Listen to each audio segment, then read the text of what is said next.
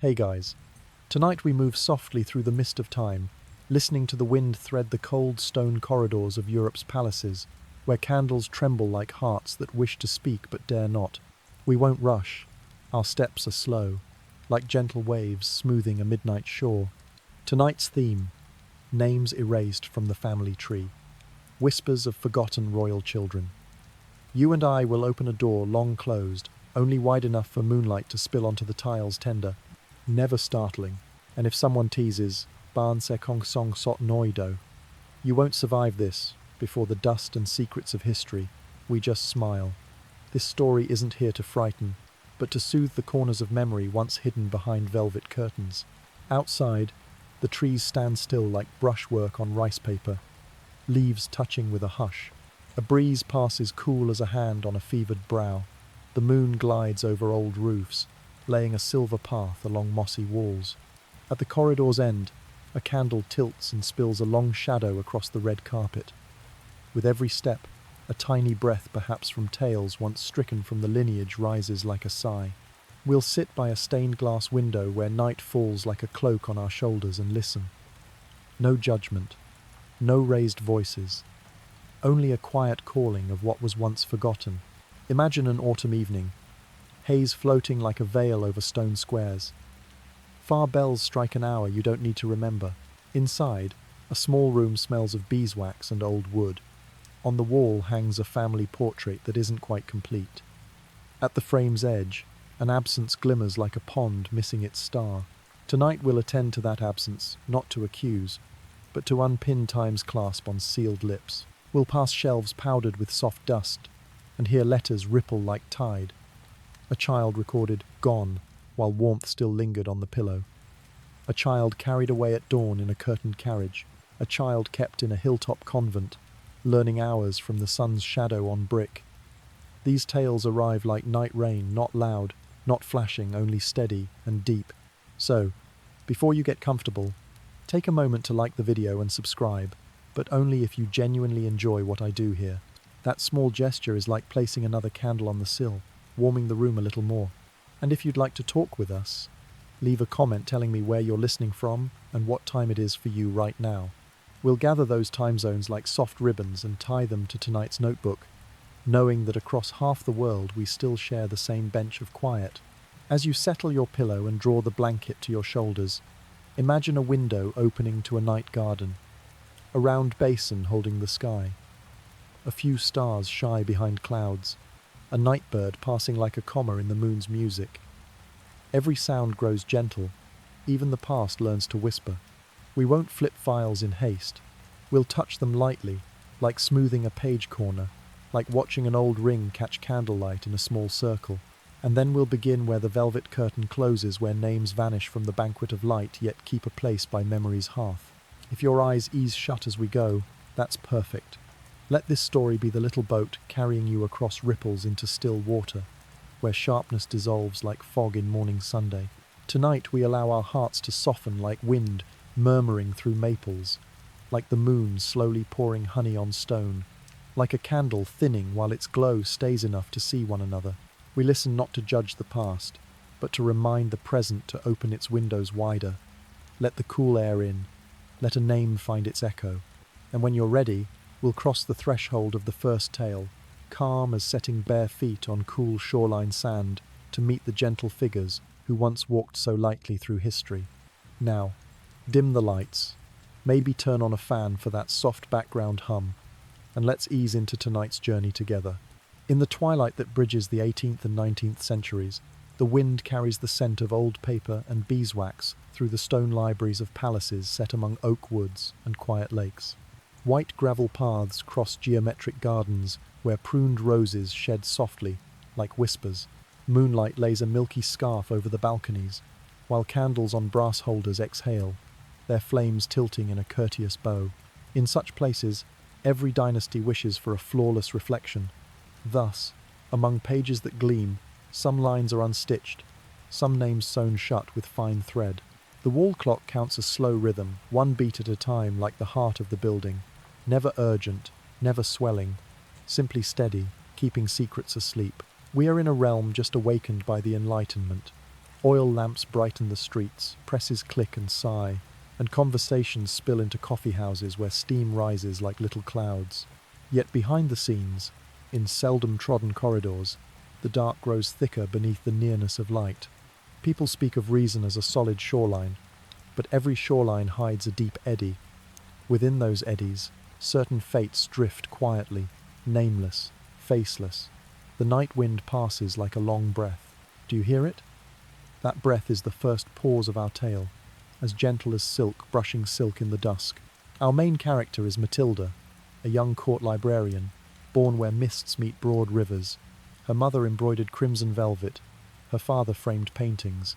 From childhood, Matilda learned to read light on fabric and to hear wood expand and settle with the seasons. She entered the royal library like a leaf caught by its proper breeze, weightless. She appears unremarkable. Dark hair knotted neatly, slender hands scented with ink and paper. Inside, though, she carries a tender sense.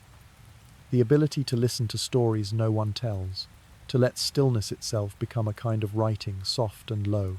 Each dawn, Matilda opens a window upon the maze garden. Dew purls along the stone edges like a clumsy necklace.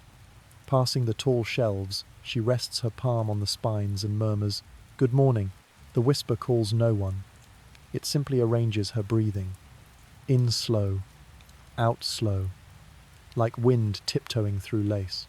Many nights she keeps watch in the archives, where pedigrees, decrees, and letters lie stacked by lineage and season.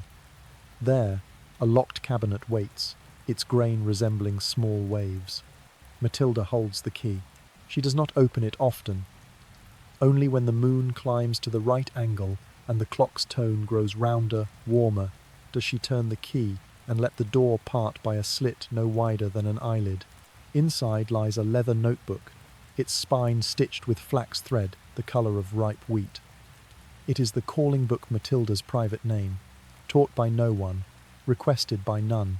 In brown ink, neat and slender as embroidery, she copies the names removed from family trees, the birthdays missing from records, the first cries that once rose beneath vaulted ceilings and stained glass windows. She does not try to mend history. She sets a small candle at the page's edge, giving the dark a mirror in which to see itself. Can you hear the building's heart? Thump, so faint, like a cat's footfall on a thick rug. Each time Matilda adds a line, that heart seems to breathe out gently. On her desk, a glass jar keeps dried petals. When the draught stirs, a faint fragrance rises like a quiet blessing. She dims the lamps, leaving enough candlelight to round her shadow into a soft blanket. Once, around the deep night watch, she thought she heard counting not in words, but in breath. One, then one, then one, as slowly as ripples touching a shore. She smiled. I hear you. Across the water of this story sits the little Prince Lucian, a soul as mild as a foggy morning. He was born in a season of rain, when roof tiles sang to drops that fell, steady and even, like an ancient lullaby. From the first, his eyes opened like seeds sprouting at their own pace, and his smile was round as a new moon. He did not hurry. He never outran ceremonies that roll on wheels of time, but he listened to the hush of silk, traced the whorls on a lute's wood, pressed his cheek to window glass to blur a square of sky with breath, then draw shining circles with his fingertip. Lucian loved candles. Whenever someone lit another, he smiled as if a moon had been sown within his gaze. At royal meals, talk turned to treaties, maps, marriages, spoons and knives touched like fine rain among leaves. Yet behind the scene, a small room waited for Lucian, its window over an herb garden. There stood a low armchair, a braided rug, a shelf for music boxes. In her librarian's role, Matilda often brought picture books. She never read fast. She met Lucian's eyes and set down each sentence like dropping a pebble into a pond. Plink, hush, plink, hush, letting each ripple open and melt. Lucian listened in his own way. Sometimes he laid a hand upon his chest, as if confirming that the heartbeat remained a friend. Thump, thump, each beat lingered a little longer, with no one in a rush. Beyond, the world shifted like clouds. Printing houses opened and poured out editorials full of reason. Convalescent homes rose upon hill-lands, hedges trimmed, iron gates polished dark. Plain letters from villagers spoke of harvests, dinners, evening songs.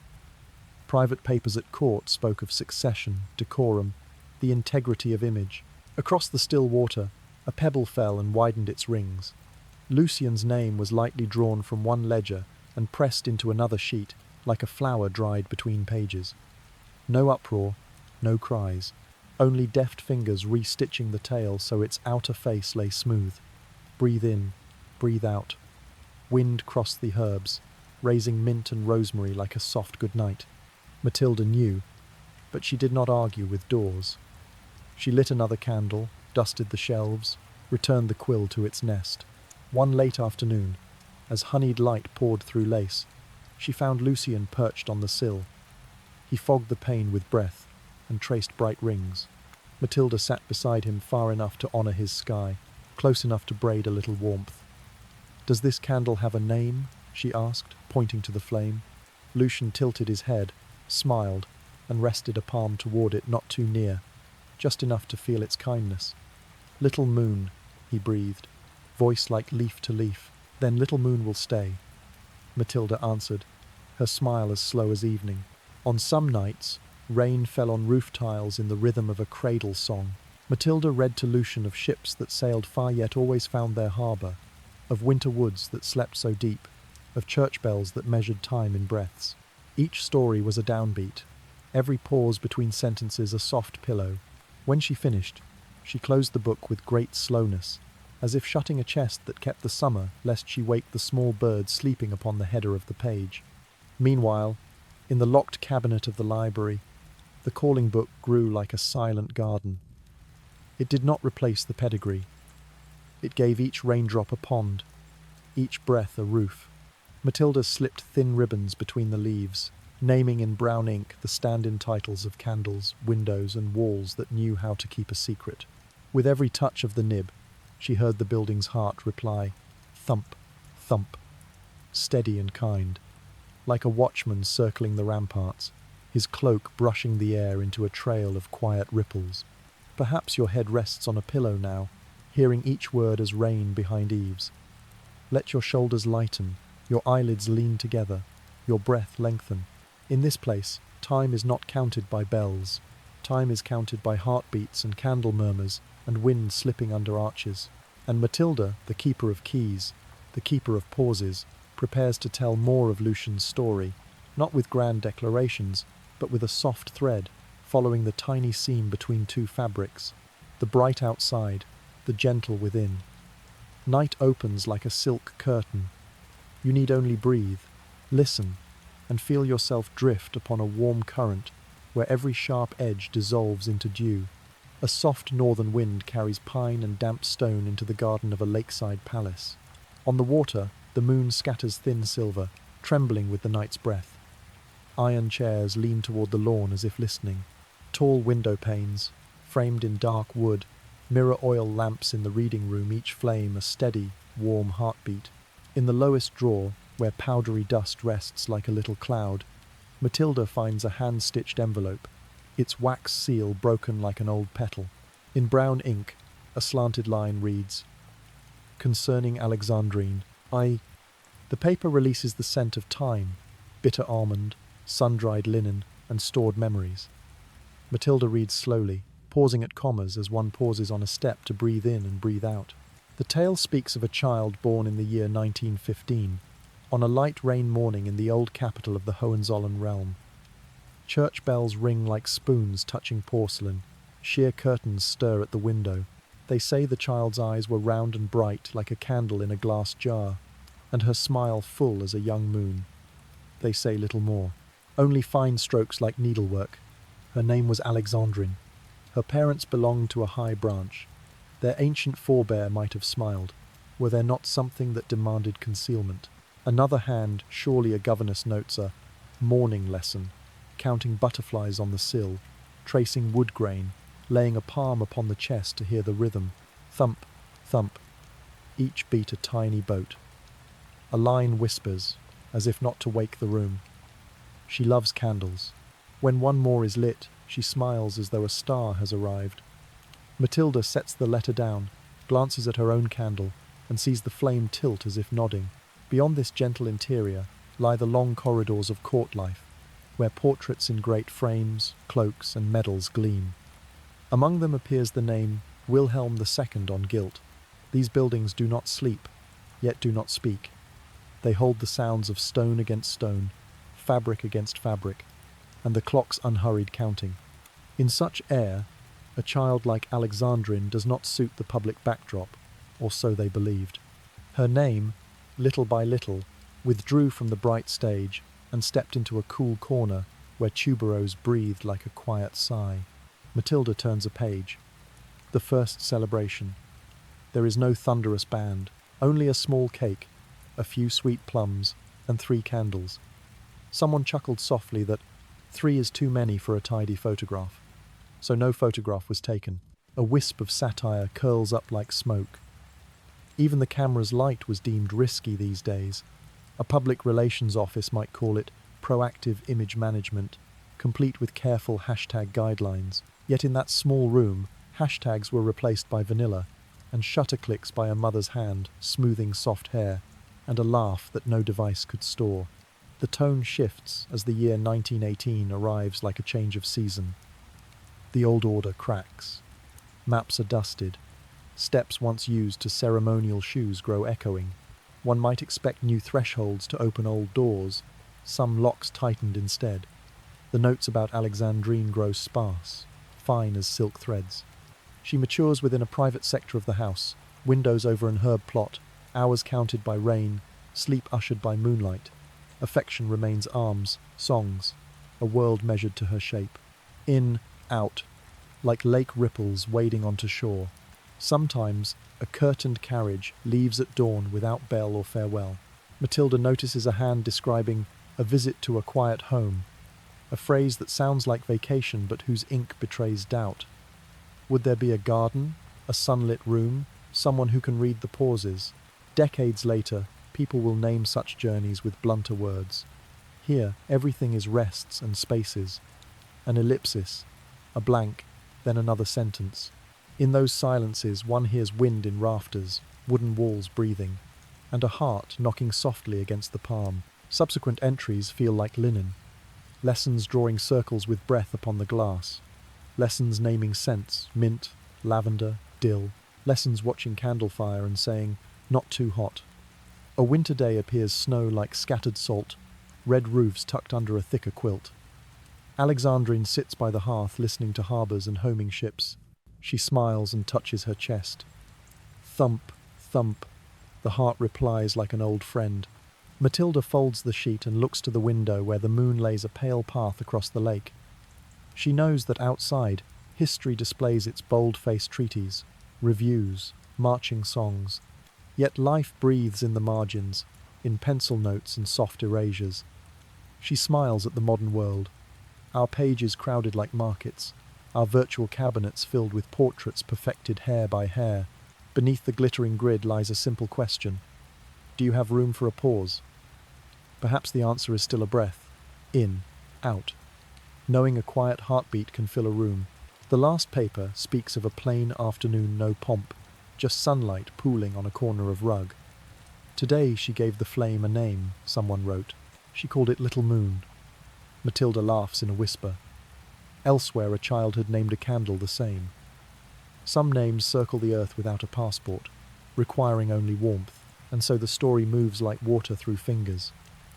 A line mentions Alexandrine's passing in 1980, a number softened like rainfall written in words, as though the scribe feared sharp digits might scratch a memory.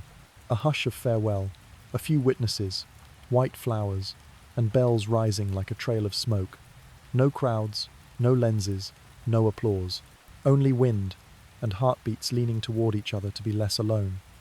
Matilda lays a hand on the page, not to hold but to greet. A sentence arrives, slow as a falling leaf.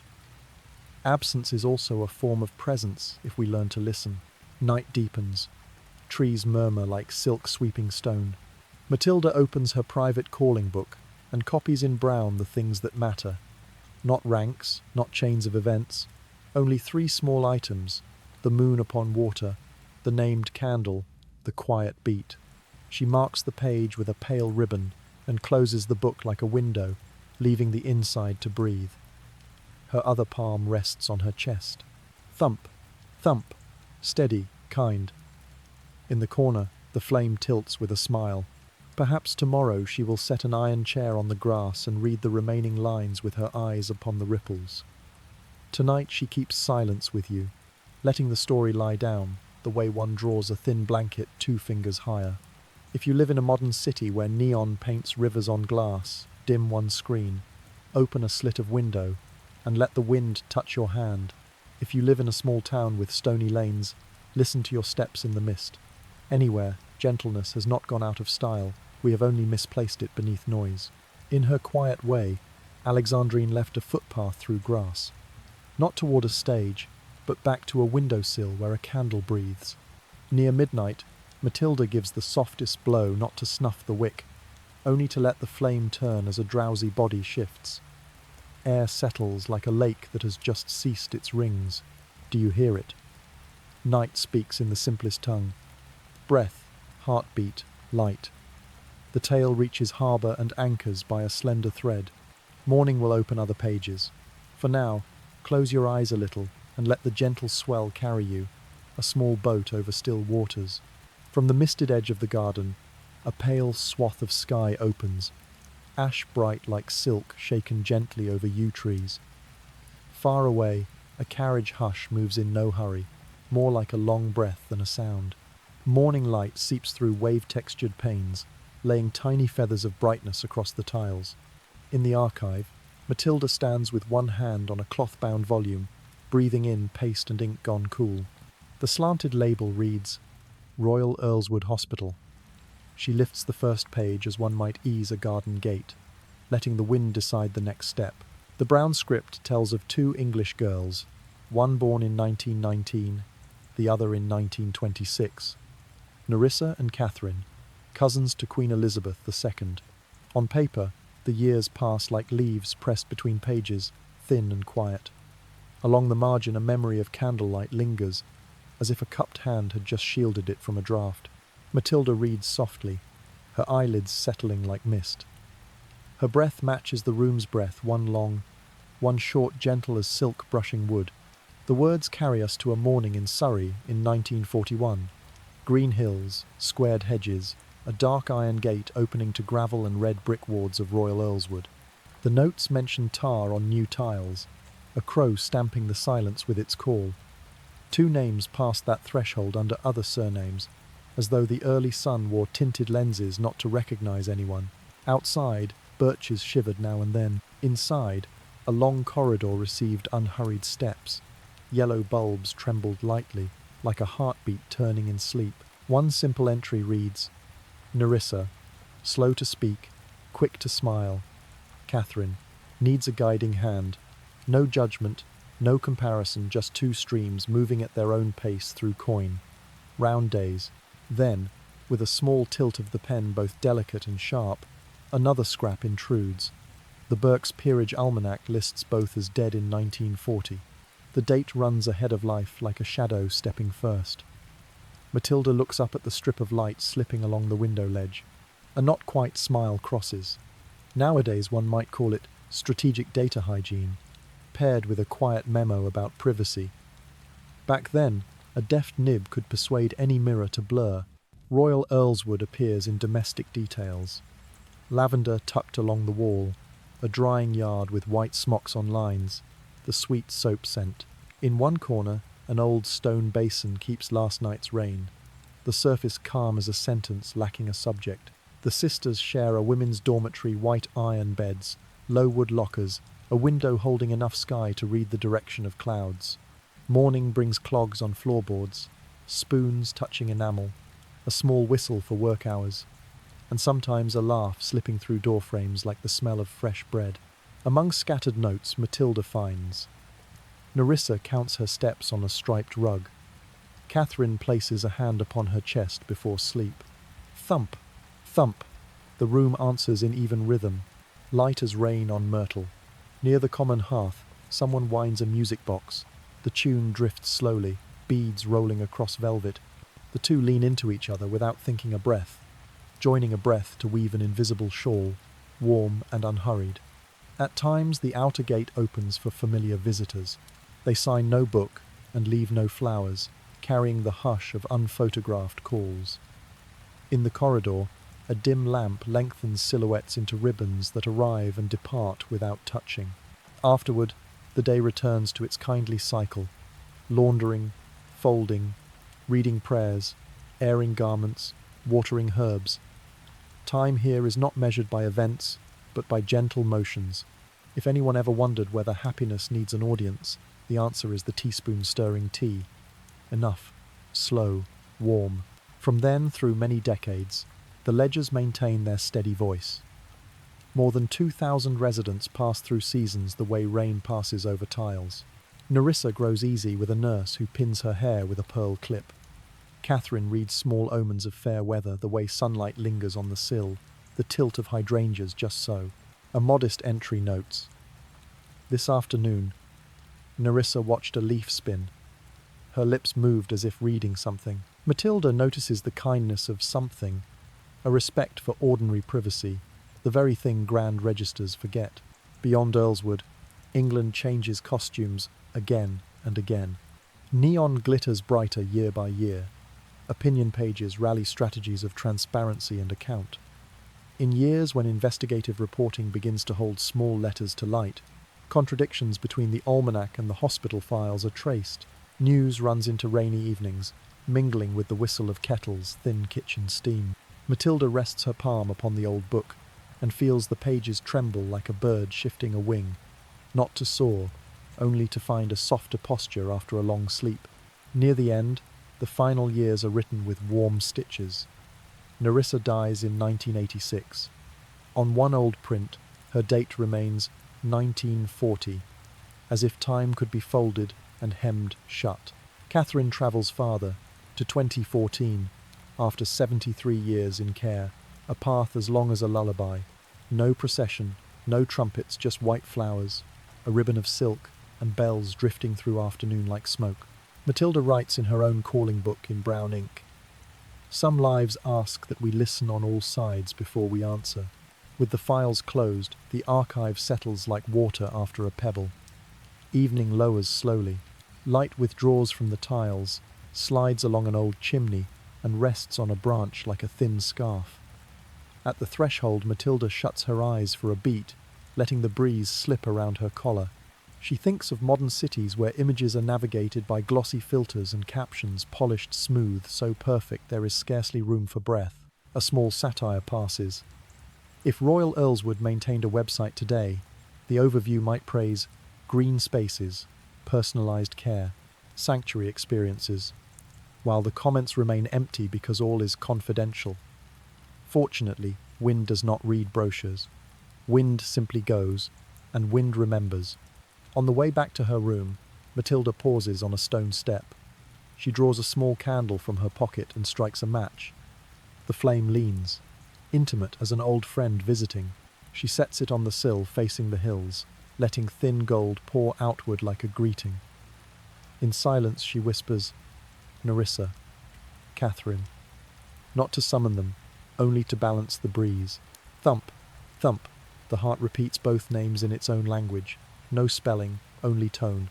We may never know the exact clouds above on any given day, or the colours they wore. We can be certain of this. At some moment among red brick and lavender scent, two people watched a leaf turn, pressed a hand to a heartbeat, smiled when a tabletop flame bowed to air. Such small things do not shake dynasties or headline pages. They soften the world just enough. Perhaps that is what night requires. When the door settles, the room keeps a breath for a long while. Everything is slow. Stretched shadows, dust afloat, time tilting its shoulder.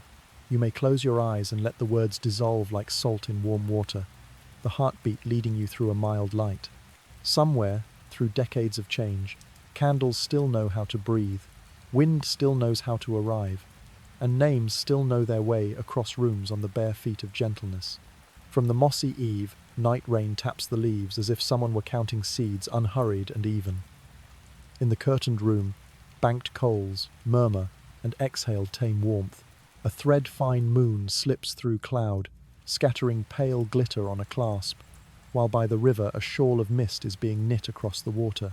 Among these small motions, large matters of the age rise quietly, without fanfare, like a black lacquer boat, leaving its mooring on a single gentle stroke. There is an early morning when white fog hangs low above the Kentish meadows.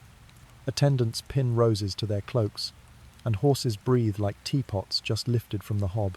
The sovereign departs the palace to begin a royal progress, those journeys that drift through villages, manors, and noble houses. Later readers learn from books that such travels spared the treasury, as the realm in turn hosted its court. Tonight we keep only softened frames, wooden wheels over damp earth, children upturned to a red cloak passing like a scrap of sunset, rosemary at door lintels, dogs that begin to bark and then stop, as smoke forgets to rise. At each halt Elizabeth stands beneath an eave to let field wind enter her hair. Hears elders speak of harvests, hears bagpipes like a colony of well-fed bees. If we borrow modern speech, these are working visits with field surveys, yet under evening light they become a ritual of nearness. The crown at the flour mill, at the water jar, at a trellis of flowering beans. On another day, London's sky is a stretched blue cloth, and St. George's banners quicken on the towers. In a hall sweet with beeswax, the Queen speaks, and the room seems to bow to the measure. Scribes afterward call it a golden speech, for thanks and plain promise were cast as if from precious metal. She says she owns no treasure dearer than her people's love, and that, if she had wealth, she would trade it for that affection. Her words fall not like coins upon stone, but like soft rain on furrows. A weaver at the rear wipes his hands and finds his throat less dry. At a window, light climbs the glass and turns dust to little grains of gold. In an age of many hard decrees, a morning made only of kindness can be the principal event. A few times, tidings are less gentle than pastry scent. A daring earl who once danced under feast lamps and sugared sentences like fruit suddenly chose the wrong lane. The crowd whispers his name like wind among willows, and the annals later set down an attempted rising that began and guttered, a cinder on wet flagstones. At court, Elizabeth does not tip oil upon flame. She opens a casement and stands still to let night air pass her face, carrying off leftover heat. When the bearer kneels with papers, she nods slightly, as one clips a spent rose to keep the trellis wholesome. With mild irony, she tells her council that the heat of youth needs a cool cup, not a whip. Yet law remains law, and quiet must be kept.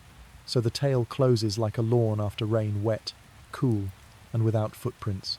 Between the passing suns and moons, there is a summer when warmth lies heavy on timber roofs, and sickness slips into streets like a thief in felted shoes.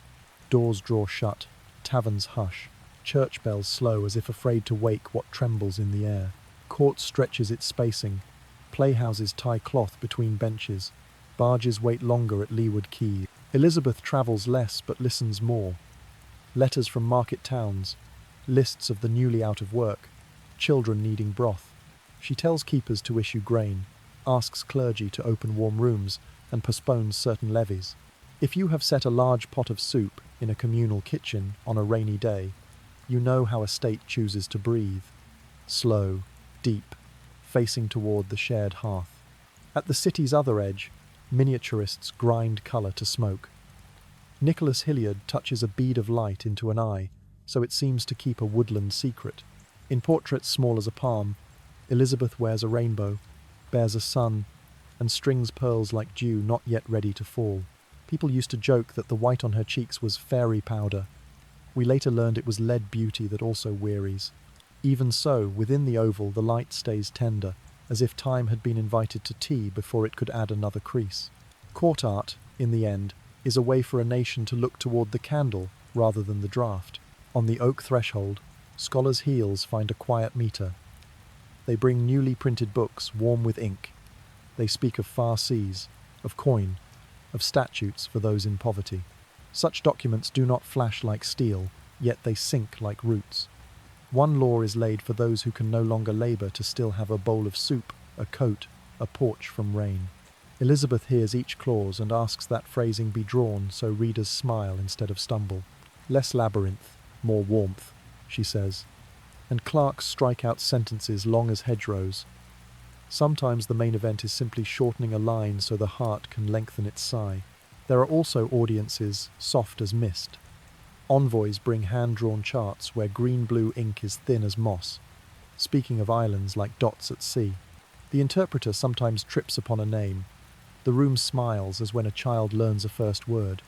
The Queen offers tea, asks of their wind, of resin scents, of mooring against storms when the moon rides low. These leaf-fall questions ease the burrs, and by the end it seems one has walked a lake's rim rather than a political bridge. A small state secret is music. On wearied afternoons a lutenist by the window plucks as lightly as drizzle. Sound does not pour into a stream so much as into fog enough to dampen a strip of air. While those notes hang, a secretary can read a short paper. Councillors speak in measured phrases. No voice climbs. If today we soften online meetings with background tone, they were doing the same with wood and string. Outside, rooks pass like handwriting across the sky. Within, commas and semicolons find their places.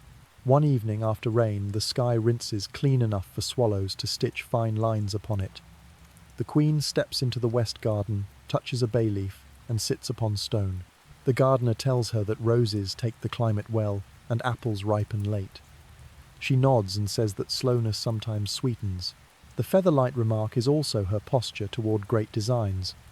Move gently so the road draws itself true. Thus some plans shift a season. Some debates are folded away like sweaters until first frost. The realm's pulse settles. When night descends, the courtyard keeps a little daytime scent like a thin blanket. Lanterns blink along the walls and throw river-long shadows. Guards change. Helmets meet with a chime-like glass. Cooks bank the fire, leaving embers like rare stars in ash. Elizabeth walks the corridor where tapestries of daisies and barley cradle each step. She pauses at a frame, opens a narrow seam for air to cross. The breeze tastes faintly of salt and grass. She closes her eyes and lets the city's respiration roped boats. A cart behind oxen, a cat along a rail enter her own. In, out, in, out. If someone asks the main event of the night, we would point to the quiet. How an empire keeps its voice low, doors from slamming, lamps from dying. History is often told in thunderheads. Here we learn to narrate with the garden runnel. Thus the mighty becomes pillow-sized. An abortive rebellion turns to far rain. A parliamentary address becomes sunlight on a table edge. A statute becomes hot broth in a hand. A portrait becomes a cool bead of dew upon a lid. At last, when the hearth is only a thin red thread, the sovereign sets fingers to her wrist to measure. The beat is a muffled drum.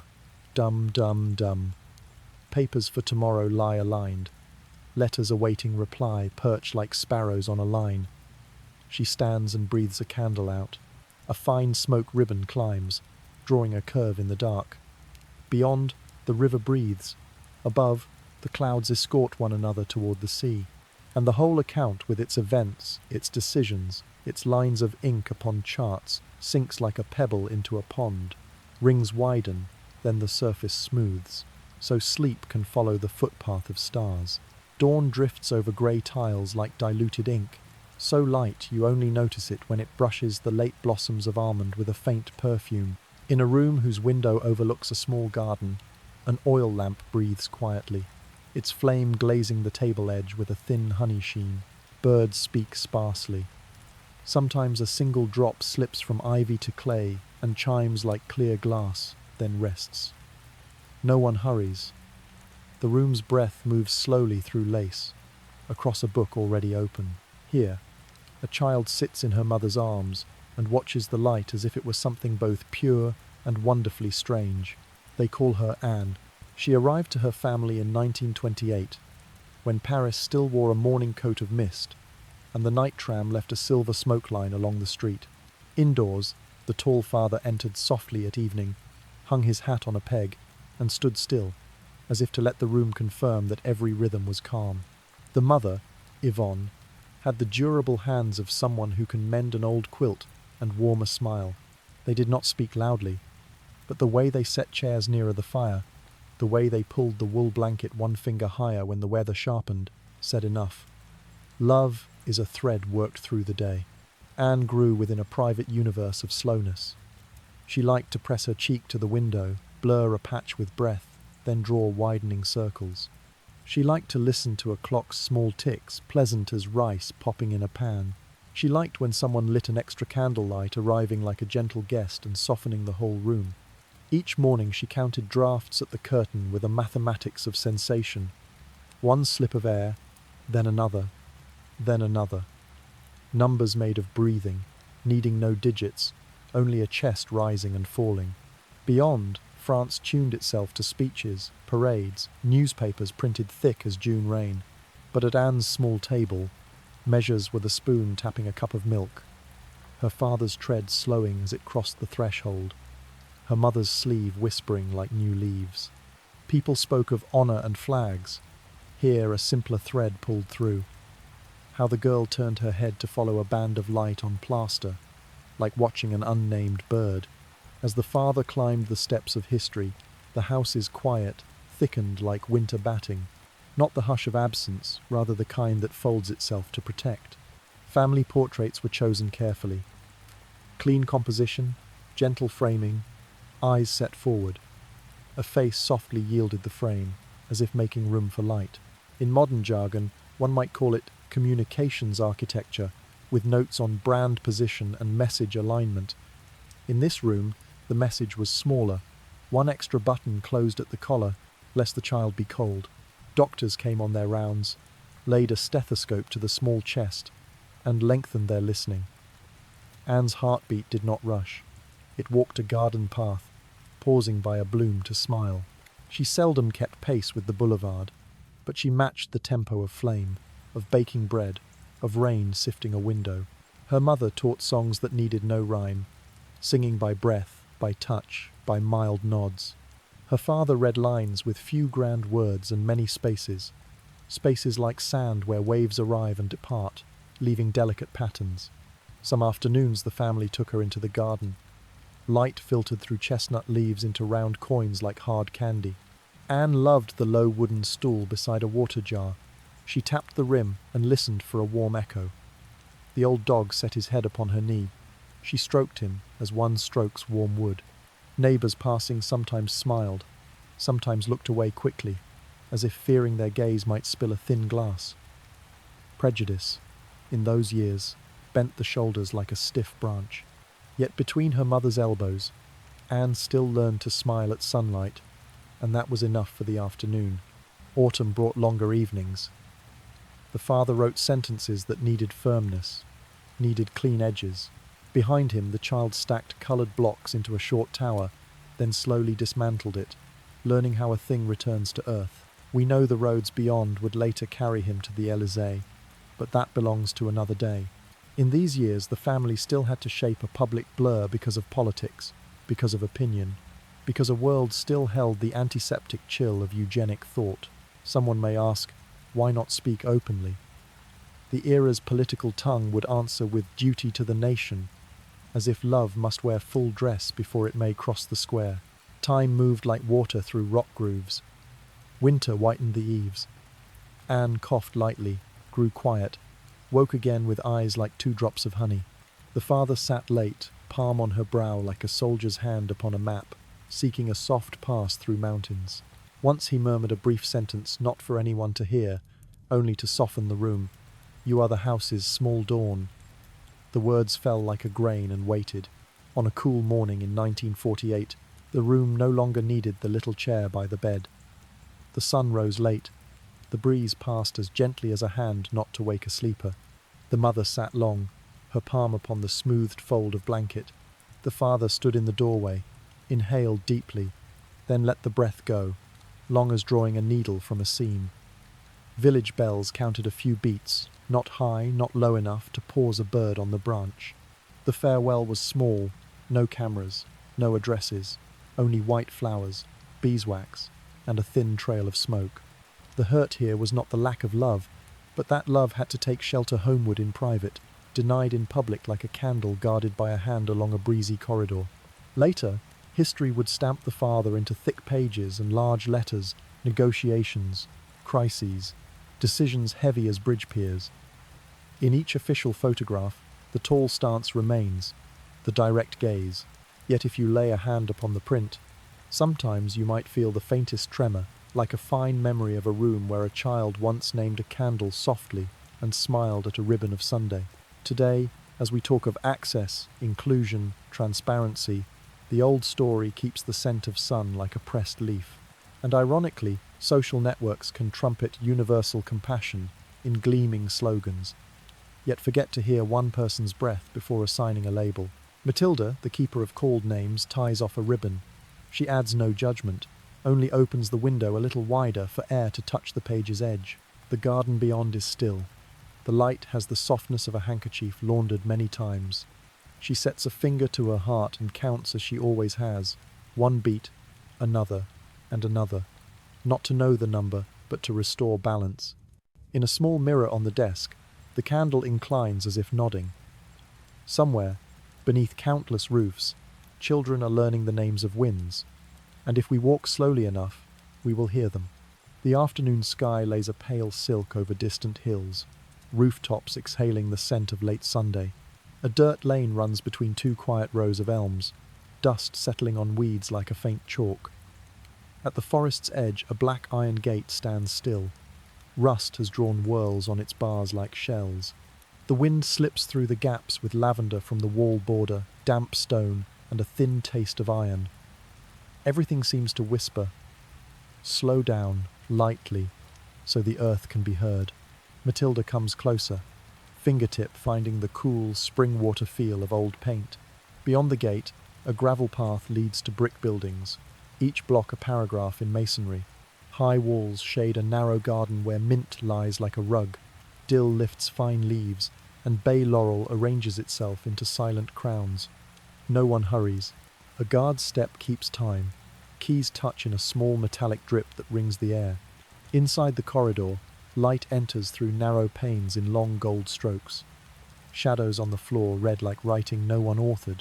Matilda notices how the space times itself. A bulb trembles, an eyelid nearly closing. Lace breathes at a window, a steady respiration difficult to assign to person or to house. She reads a brass plate, "Home of Rest and Study." Below, in smaller letters, "Quiet is medicine." The motto sounds kind, yet the walls and gates speak another tongue. The reception room carries a soft cream. On the desk, a register lies open. Each slanted line bows like grass heavy with dew. Names have slipped from gilded pedigrees, replaced by muted surnames, blurred addresses, diagnoses that float like waterlight. Requires calm, sensitive, recommended, concentrated care. She turns a page. Paper rubs paper like dry leaves. In, out, the ink's old scent gentles. At the margin, a pencil has left small signs, as if someone spoke privately with the sheet in dotted syllables. In the backyard, a row of white smocks inflates and settles with the wind, like birds schooling for sleep. From the communal kitchen comes spoon on bowl, steady as rain ticking over far tin. On the lawn, benches set wide apart curve like tired shoulders. A child passes, touching a rectangle of sun laid on the floor. The child smiles and says something only light understands. Matilda keeps her distance, not wishing to break the fine thread strung between the child and the Sunday. She recalls letters in the calling book, notes about a hilltop convent with a thick oak door and a bell hairline, cracked, about a hospital tucked in a vale, its canal lined with reeds like loosened hair, about a school with mossed parapets, where the art class opens by drawing a curtain across a window. Names change, signboards choose carefully hospital, school, home, yet the philosophy is the same. Stitch silence into routine, unpick anything that declares identity. Some places call caregivers sister or mother, others simply staff. The soundscape shifts accordingly. Here a hush like lullaby, there the tick of shoes on tile, as if a giant clock counts to lights out. Sometimes a carriage from the city stops at the gate. An escort signs in firm blue ink, A thick envelope lands like a stone to hold off wind. Money goes the long way through solicitors, through trusts, through a name that is not the name. Explanatory notes curl like a river. For safety, for the future, for optimization of family resources. Matilda smiles a sound like silk paper whispering. Today we tap confidentiality agreements on glass. Then they dipped a pen. Either way, the touch leaves a pale print on the skin of time. The chapel door rests ajar. Within, candles climb dark wood. Each breathes its own rhythm, yet all light sings together like a pocket choir. Matilda sits in the last pew, spine easy, hands on knees, hearing wind thread stone. A prayer moves, asking, thanking. Wishing good night, though larger than syllables, is the space that feeds the breathing. A cough now and then, a chair's small slide, and the room settles like a pond after a tail flick. Back in the corridor, she finds a rule board neat with hours, meals, sleep, work, garden, time split like grain in bowls. Regularity is a tender mattress, and sometimes a cord. At the far end, a window stands a finger wide. Sun almost touches a white iron bed. Its checkered blanket grey-blue like a sky about to rain. Upon a low chest, a snow globe music box rests. One twist would snow within glass. She does not twist it.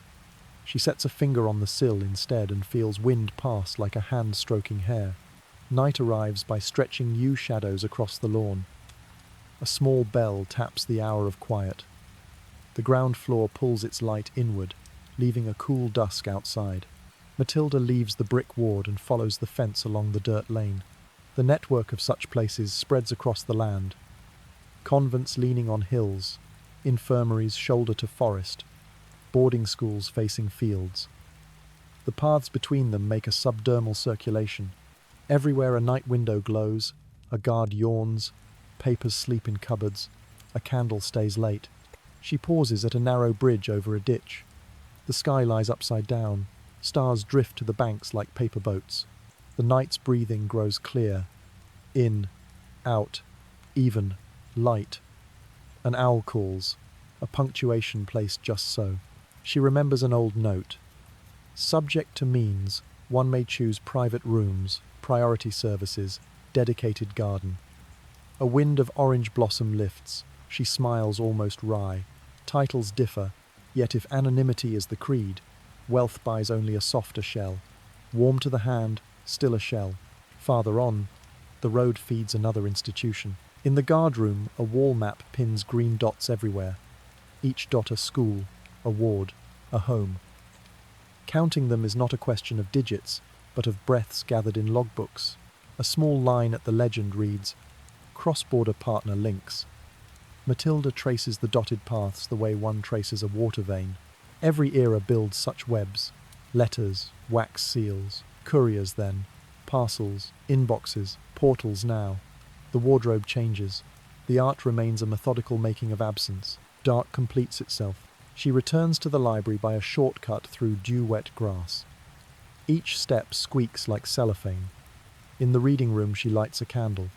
Warmth pools at the table's edge and spreads like comfort entering a chilled room.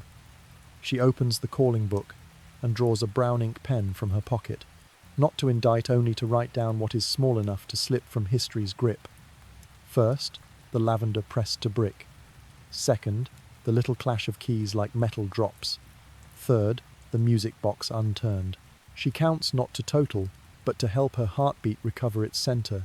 Outside, modern streets blaze with signage. We frame inclusion in handsome type and pour light on glass. The same digital roads can cast new shadows. Private vaults, hidden lists, algorithms polishing the shiny. Matilda thinks of this and blows lightly. The flame does not die. It leans, turning as a sleepy body turns. Quiet lays down, like a lake just done with rings. She closes the book but does not rise yet. Before leaving, she rests her palm upon her chest. The answer comes, slow, kind, steady. At the room's corner, a window gap lets night air move, stirring lace in a long sigh. She speaks softly, as if naming a wind. For the dirt paths that bind far roofs, for the high walls that remember to bow, for the doors with locks that still sometimes open one slit just wide enough for a fingertip to touch the light. Then she stands, dims the lamps, and leaves a single candle to keep the watch, a soft period at the end of the line. The river breeze tonight has the faintest salt, touching the lips like a gentle reminder. Great matters often arrive as whispers. Moonlight travels the roofline, stitching silver thread along the tiles, and in the timbered room the hearth releases warmth as evenly as a sleeping cat's breath. Elizabeth rests her palm on the table's edge. A new chart lies beneath her fingers, the blue of its ink as fresh as young leaves. The coast curves into a smile, and on the eastern rim a name has just been added, soft as rain. Virginia. People say it is a gift of naming after a promise to herself. She only smiles and lets the pen down, like pinning a quiet thought to the air. Another tidings come with winter that blossoms frost upon the panes. From the writing office a charter slides through the clerk's hands, heavy not with paper, but with the future pressed into letters. Some will call it the beginning of a company, from which ships will return with clove, with cinnamon, with silk, like far bells coming home. Here, tonight, we hear only the dry scent of ink, the brush of nib on paper, and the Queen's smallest nod, as if consenting for the wind to open another door. With mild satire she tells her council that long meetings ought to serve tea midway, lest they peddle ideas and forget bread. Near the kitchen, the old cook speaks of a new leaf to burn, fragrant like fields dried after harvest. He points to an earthy tuber and says that gifts from distant coasts sometimes arrive dressed in plainness. Such things enter the court like doves, bearing news of seasons and scents more than of figures and steel. Elizabeth listens, asks small questions, and smiles with her eyes. To her the world is a large kitchen. Strange ingredients enrich the meal, but the keeper of warmth is still a small flame and a patient spoon. Across the far water, voyages do not always return as the line hoped to read. A small settlement on a sandy shore has become a fading script written upon waves and erased by them. Some call it a mystery. She calls it an early lesson of sailing. The sea teaches whispering, waiting, and retreat when skies change. On the sill she sets a shell and listens. The sound of water travels in circles, as if an arm cradled sleep. Another summer lifts the curtains with warm wind and resin from the garden. Toward the western reaches of the island, there is the murmur of soldiers and the far metal of horns. Reports from there are often dry as planks. Elizabeth wishes to hear more of grass, of rain, of mud clinging to heels. She listens, weighs, and sends words quieter than drums, yet strong by virtue of not shouting. Seen from night, the outcome is simply two winds learning to accept each other, like travellers meeting on a narrow bridge and tilting their shoulders so all may pass. The official pages record days and names. She keeps in memory the scent of the shower that finished a long season. The southern city still breathes in looms and forges. In a wooden playhouse, a new work speaks of jealousy and handkerchief charms. The crowd holds its breath and smiles, seeing itself within another's quickened lungs. The sovereign attends a portion. She listens as to rain across a roof, no judgment, only remembrance that every heart is a labyrinth in need of candlelight. At times she jokes that a play good enough makes people forget to argue. Indeed, that night the lamps died and the corridors remained calm. Another council day. Sunlight travels the table's rim and rings a silver cup. Before her lie proposals for tending streets, more roofs at markets, granary doors opened when north winds return, water tubs set at corners so fire grows less greedy. An eager aide speaks fast like a runner. Elizabeth raises a hand for slowing, that words may sound like water pouring rather than stones dropping. Among the papers she adds one line: reserve a quiet hour for labourers, so the city's nighttime breath is low and even. Historians may overlook such soft annotations, yet they are what keep pillows warm. There are also audiences that feel like silk. Envoys out of the north cross the long corridor, cloaks damp with mist. They speak of valleys and sheep and church bells ringing across a lake. She answers with river wind, with pine scent, with small wave commas. No one mentions a crown. Instead, quiet letters link arms and promise a shared morning. In the room, herb tea softens corners. Beyond the casement, the clouds align like unsent mail. Night thickens like wool, and a very private news arrives on Kat's feet. She feels more tired after afternoons, her eyelids lower, as if someone had kindly dimmed the light. The little locket ring opens again, a door for a returning presence to a quiet room. Elizabeth does not call the physicians too quickly. She calls the candle closer. Light settles on her hand, golden as an apricot. She sits upright, sets a thin cushion behind her back, and listens to the heart walk its measured lane. Dum, dum, dum, dum. A maid draws the curtains, so the river air is only a ribbon. Curiously enough, large decisions still find their entrance here, where breath is the porter. Beside the bed, a letter opens without being read aloud. A northern name appears like a bridge lowering. She does not write a heavy proclamation. She lets the walls speak in whispers. The old counsellor understands, bows, and withdraws like a shadow. In the next hours, wax seals are set quietly, slowly, surely, like shutters closing before rain. From the river comes the light click of oars on water, as if someone tapped the rim of a crystal glass. There is a tale of an old address that people keep like a keepsake, words that set a sovereign's heart within the people's palm. And then, as circles do, on a certain morning the palace hears distant bells fall away, replaced by a softness like dew threading the grass. Elizabeth sits against the chair, eyes open toward the trembling curtain. There is no blazing valediction, only breathing that slows as a boat nears shore. A hand beside her touches. She returns the touch lightly, courteous as ending a waltz. That is enough. Afterward, the river becomes a long scarf carrying a fallen star past rooftops. Dark-draped barges drift like clouds, and the banks keep silence. People stand upon bridges with hands set to their hearts, as if someone had taught them so. White flowers fall upon the water and follow the prow. Their scent mingles with the river into a memory everyone carries without a name. At a bend the church, roofbirds rise and write soft letters into the grey. In the great church, light filters through coloured glass into blue and red and violet bands, laying dreamy panes upon the stone. Footsteps hush like down, whispers like turning pages. Far ahead a new crown prepares its path, like one flame travelling from this candle to that without enlarging the dark. Later the living will rearrange details, trade dates, weigh virtue and fault. Tonight we see only slow things. Air touching a robe, a leaning flame, the thin incense smoke like a single silver hair. If you are listening, perhaps the great events have already folded to the size of a breath. Borders drawn on charts become seams that mend a common quilt. Proclamations become tea leaves settled in hot water. Far journeys leave a salt tang upon the lips. Living modern, we may still learn her habit.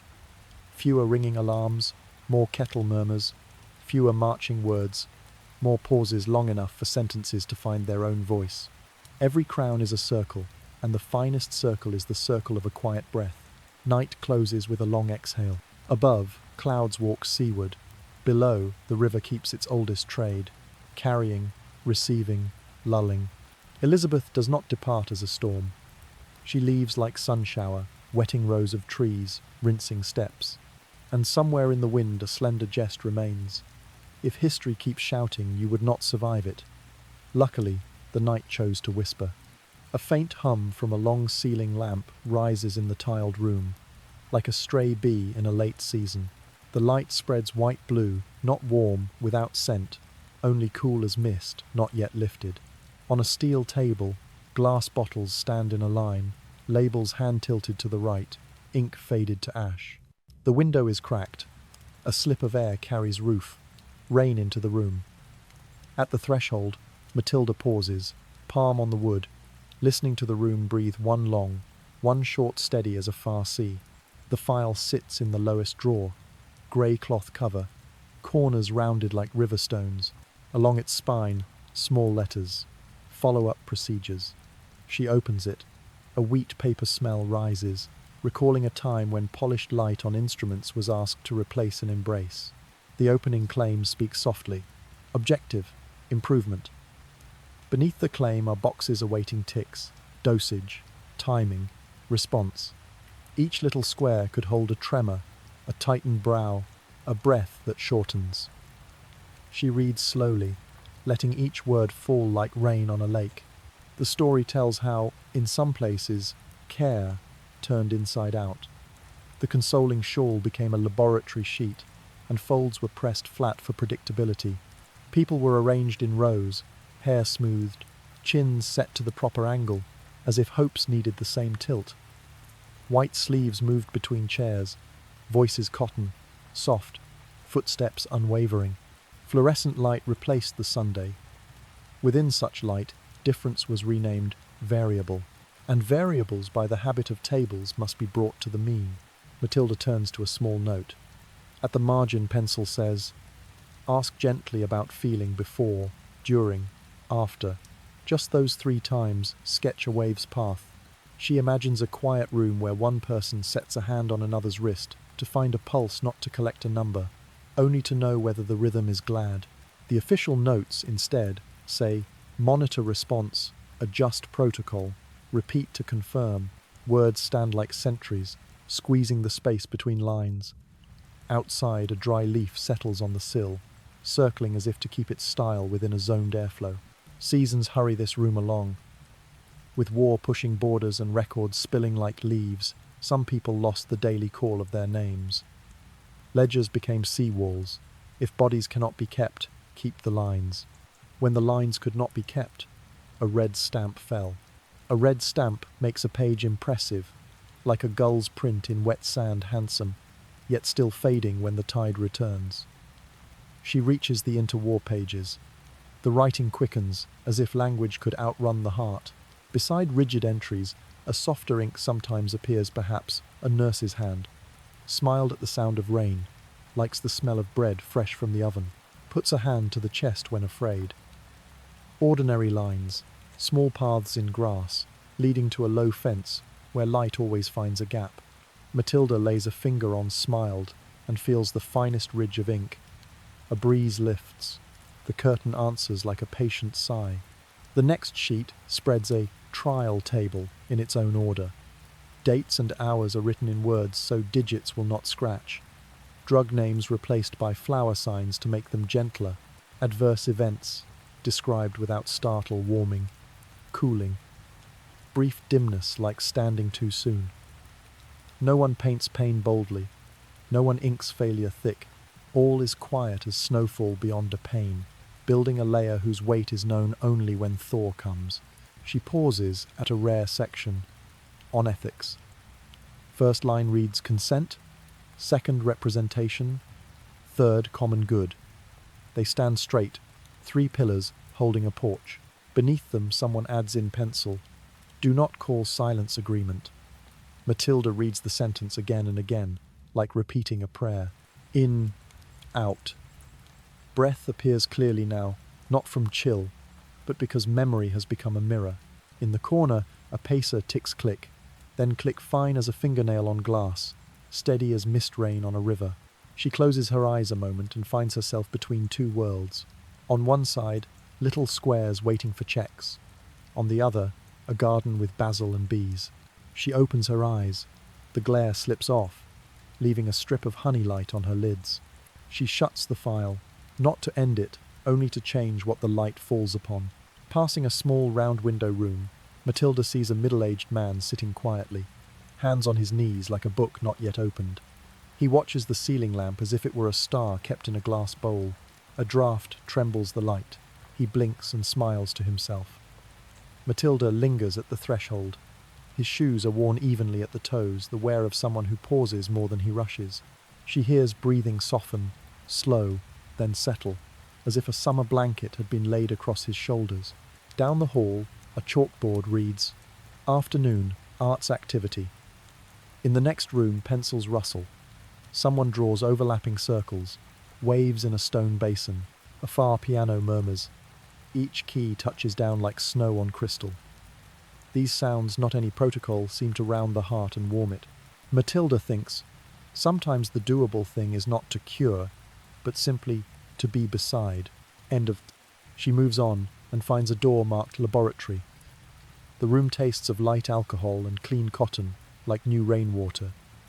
On shelves, glass measures rest mouth, down, gleaming like polished shells. On the wall, formulas chalk into soft white surf. In a corner, a little plant in a clay cup, leaves pale green, something tender placed among straight lines.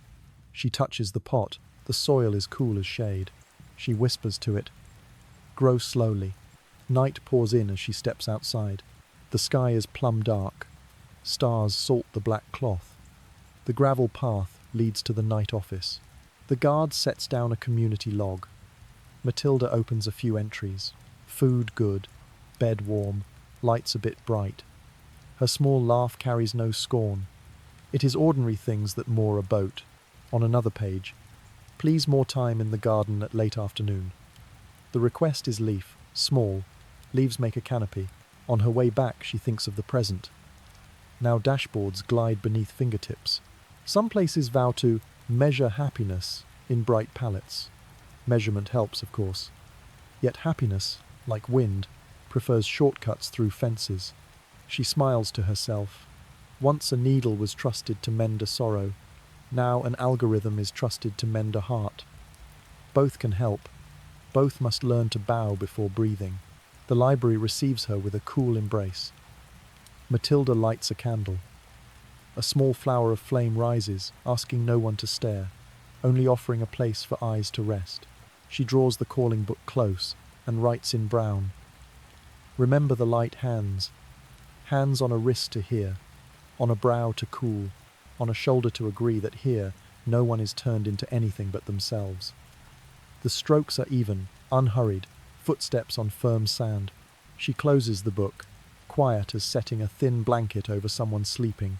Now only the candle's breathing remains, and a night bird passes, once and done. The files rest in their drawer still, but the gaze has changed.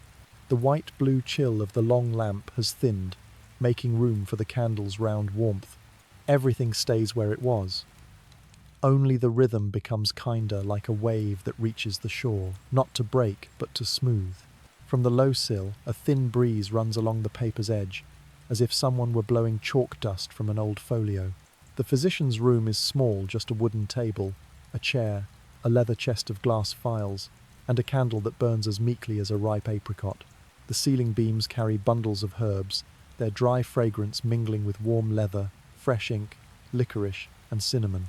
Time does not hurry here. It pours, drop by drop, into a brown book where he writes lines fine as rain. Morning less weary, noon more even, evening sleeping deep. He records not by the clatter of diagnoses, but by breath. Beside the book, a little hourglass measures steady sand like a heart inside a listening chest. Each time he turns it, he glances at the garden's white dew beyond the window and decides open a wider crack for wind, or fold the curtain so moonlight will not press upon skin. Court physician, yes, but his room is more like a midnight kitchen, warm, proportioned, lit so that words are gentle rather than bright. Within this quiet chronicle, he sets down happenings that histories seldom catch. One evening, the sovereign returns from long audiences, shoulders drooping like a shawl left too long upon a peg. He writes, "Brow cooled when river air was let through. Recommend lower lamp." Another night, she does not wish anyone to touch the questions pacing beneath her silence. He changes remedy. Instead of more draught, he adds more pause. Warm water with lavender leaves rests on the sill so steam can weave a temporary porch for eyelids. At times, the notebook bends like a garden path after rain. When memory rises, the pulse presses. When remembrance subsides, the shoulders ease. The sentence is measure and admission both. He knows the humours of his age, speak of the body as seasons in need of balance. He honours this, yet he also listens to a different season, the mind's. Some afternoons he asks the servants to open the window before binding, so the first thing touching the skin is leaf sound from the yard. On tender mornings he steeps bandages longer in rose water. The hand does not merely tie, it soothes. In the leather chest wait small jars, comfrey root ground fine, resin, rosemary and wine, a spoon of pungent theriac, mint lozenges, a polished stone rumoured to draw poisons. He trusts less in marvels than in calm, yet at times a harmless belief is medicine too. He rests the stone into the patient's palm like a drop of ease, not to cure, but to give memory a kind perch. Some nights the far church sends milk-warm bells through the sash. She does not sleep. He resists the quick reach for opium and tells a garden story about a last rain of the season, about how late blooming roses open when the sun is sufficiently ripe. He is no poet, yet he knows where words stand near breath. In the book he writes, exchanged conversation for sedative, similar effect, kinder aftertaste. A note that smiles at itself, gentle and true. On certain days they carry in cosmetics, white as a thin moon, a powder the court loves for beauty, and the physician distrusts for the quiet fatigue it leaves. He shatters none. He only suggests a little less, as one salts a broth with restraint. He places a small mirror with a veil of silk over it, that someone might look more slowly, more kindly. The annals hold no year for such an event, yet there is a day when lips look warmer, a night when breathing is more even. Beyond his room the city writes its loud chapters. River fleets, ships with news from another shore, lamp processions of Thanksgiving after a windy season. Within, he keeps the small chapters. This evening, the patient laughed at the sparrow's dust bath. This morning, the heart went level as a thin cloud, without stumbling. A rain is steadied by ships and coin and statutes. It is soothed, too, by entries like these small characters keeping large things in their places. Some ask him whether medicine has limits. He closes the book, lays a hand on the cover, and says that limit is another name for gentleness. Knowing where to stop, the hand binds more lightly. Words lose their edge, lamps are dimmed, and the room leaves space for darkness to perform its own healing. He looks toward the chair where attendants sometimes keep watch and asks them to nap with a cushion while waiting for the patient to sink down. Sleep calls sleep, he writes. Do not fear quiet. End of 4. One day. Rain slants like sudden sentences. Street tidings retell how a physician from seaward origins, once trusted, fell to suspicions when the winds reversed. He tucks that news into a corner of the book, as one stows a sharp pin in a drawer to save fingers. That night he steeps chrysanthemum tea, draws his chair nearer the bed, and speaks without subject, so that a shared sadness can ebb like shoreline water when a boat leaves gently. Over the long span of a rule, medicine is not the sword-bearing hero. It is the lamplighter keeping flame with a small spoon. He records how a new pulley eases bandage changes without pain, how an extra cushion under the knees releases the back, how setting the chair closer to the window lets light arrive as a guest rather than as an intruder. Tiny changes, yes, but like tuning a string to pitch, they hush the whole instrument. One afternoon he mixes honey with powdered bark to soften a fissure and smiles when the face loosens. He adds, when a room smells pleasant, pain changes its voice. That lesson serves modern dwellings still shift a room's tone with warm light, a pot of green, a cup of tea cheaper than a shout, longer in its grace. Physicians must learn to breathe. He lays a hand upon his own chest before he touches another's wrist, so one heartbeat can find its neighbour. When a room's tempo runs fast, he slows. When it drops, he speaks. No one thirsts at the riverbank, he writes. Breath is water. Thus, on nights taut as bowstrings, he has courtiers count wind on the curtain rather than each other's fault. One morning, sunlight skims the table's edge like a gold thread. The patient rests her head and says that the basil in the map room smelled kind yesterday. He writes, send a basil pot to that room each week's beginning. 2 lines that tunnel tenderness between chambers by way of scent. Later, those entering the map room may remember a sea campaign. The basil will remember it once bridged a good night's sleep. When the season turns, he brings in a seashell and sets it beside the hourglass.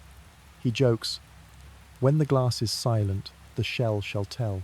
Indeed, when every sound backs away, the coil's sea is as small as wool brushing wool, enough to remind a mind that a larger rhythm outside is steady, and all one needs is to match it. The patient sleeps early that evening. He writes 1 sentence only. The night was gentle. At intervals he leaves the room to circle the court and notice the things people miss. Shoe nails too loud in one corner, a whistle of air in a window seam, smoke clinging to a corridor. He suggests cloth under the step, a new latch, a pouch of dried herbs hung by the hall. Histories have no need of these lines, but sleep does. And a kingdom, to stand, requires sleep. By day's end the physician snuffs the candle, as one snuffs a small star. He slips the pen into the book's fold, ties it, and listens to the room breathe evenly. Before he goes, he keeps one long beat, long enough to know the room has taken its own helm. Then he leaves and shuts the door without a sound, letting night continue what night is made to do. At the page's foot, a slanted line like a blade of grass. Today, she slept a longer sleep, so little and warm as a teacup on a winter sill. Somewhere on the river, an oar touches water like a comma. A sovereign steers an island by words and decrees and rites. A physician steers the dark by herb and candle and intervals of hush. Two boats, on two lanes of water, tacking toward the same harbour, a shore of peace. And if we lie now in modern rooms, perhaps we too need such a notebook, one that records not achievements but breaths. Note that tonight we dimmed the screens, opened a window to invite the night's scent, spoke more softly, tied our bandages with a kinder hand, and slept one measure longer. These lines will never be copied into history, but they will be copied into sleep, where every crown, at last, is laid aside to hear the sea tell the slowest stories in the world. The smell of old paper rises like sifted sundust from an attic, mingling with beeswax glue and the faint iron of a thinned clip. Matilda pushes open the tall window, so a slip of air can thread the dark spines where time's dust dances into flecks. Evening light settles honey over the desk edge, over a browned index leaf, over a resting quill. From far off, the station sends a low whistle, the city's hush waking its memory. The late years of the 20th century arrive like rain over tiles, thought to be loud, yet steady. People knock at the library not for a novel, but for a name that fell from a family line. They carry notebooks, pencils, patient eyes, reporters, independent historians, or a grandchild wondering why a wedding photograph has one empty place in the front row. Matilda greets them with pale tea, the window chair, and a cardboard box labelled cross-check. Inside, copies of peerage pages, clinic receipts, admission slips, sometimes a postcard of wind in cypresses. Fingers turn pages to the rhythm of breath. In, out, even. At each pause, the scent of antique ink surfaces like an old tune finding its pitch. They trace the quiet contradictions of careful letters. On one side, a noble almanac says deceased in a year before. On the other, a hospital ledger says admitted the year after. The name under a different surname, the address opening onto a suburban road. Nothing argues, it only fails to fit. Matilda passes the magnifier. Sun upon paper lifts the script one shade brighter, as if someone leaned an ear nearer to truth. As the tale of Nerissa and Catherine is pieced by such comparisons, the room's breeze turns. No longer a porch wind, but a wider draught with the rustle of a square. The public is taken aback. So in an age that speaks of human rights as second nature, a life can still be folded and put away. Headlines keep a sober face, no drumbeat. Yet between the lines one hears the mainspring tighten.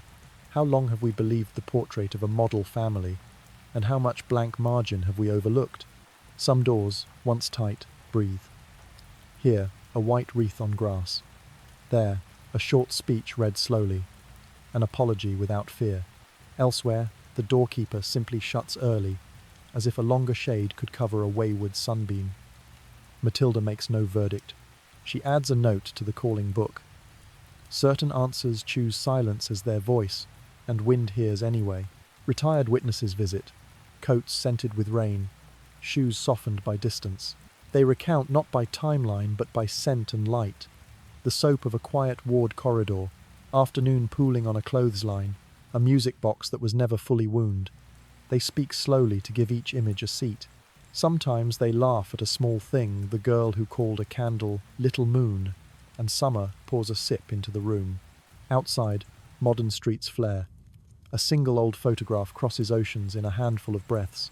Some defend, some question, very many listen. Comments arrange like pebbles along a brook. And in the murmur a compact sentence appears. I also have a sister who isn't in the pictures. Matilda nods. History, it seems, lives not only in wooden cupboards but in the chest, where the heartbeat learns to make room for returning voices. On certain evenings, students come for the files. They bring recorders and never press on. They listen with ears and write with eyes. When Matilda reads a passage comparing two catalogues, the whole room grows as quiet as a church in candle hour. The flame trembles, dust drifts slow. The quill taps the ink neck like two stars touching. Someone jokes softly. Today we'd call this a data cross-check.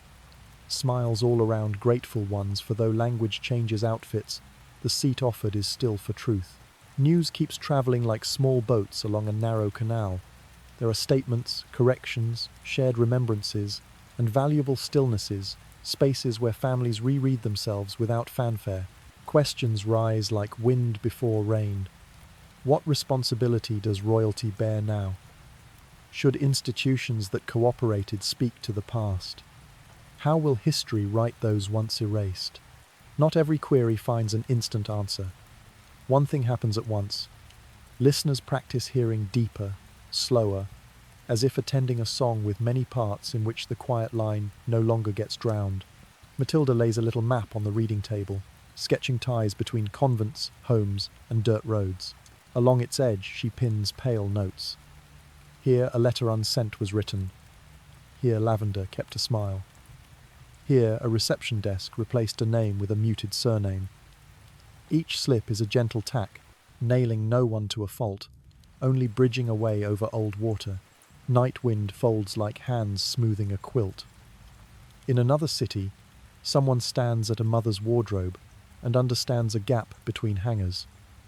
In a far town, a sanctuary speaks a prayer for those never rightly named. On a school calendar, a new line appears. Talk on erased memory. Not every change arrives to trumpets. Many come barefoot, bringing the warm smell of fresh bread. There is laughter fine as a plucked string.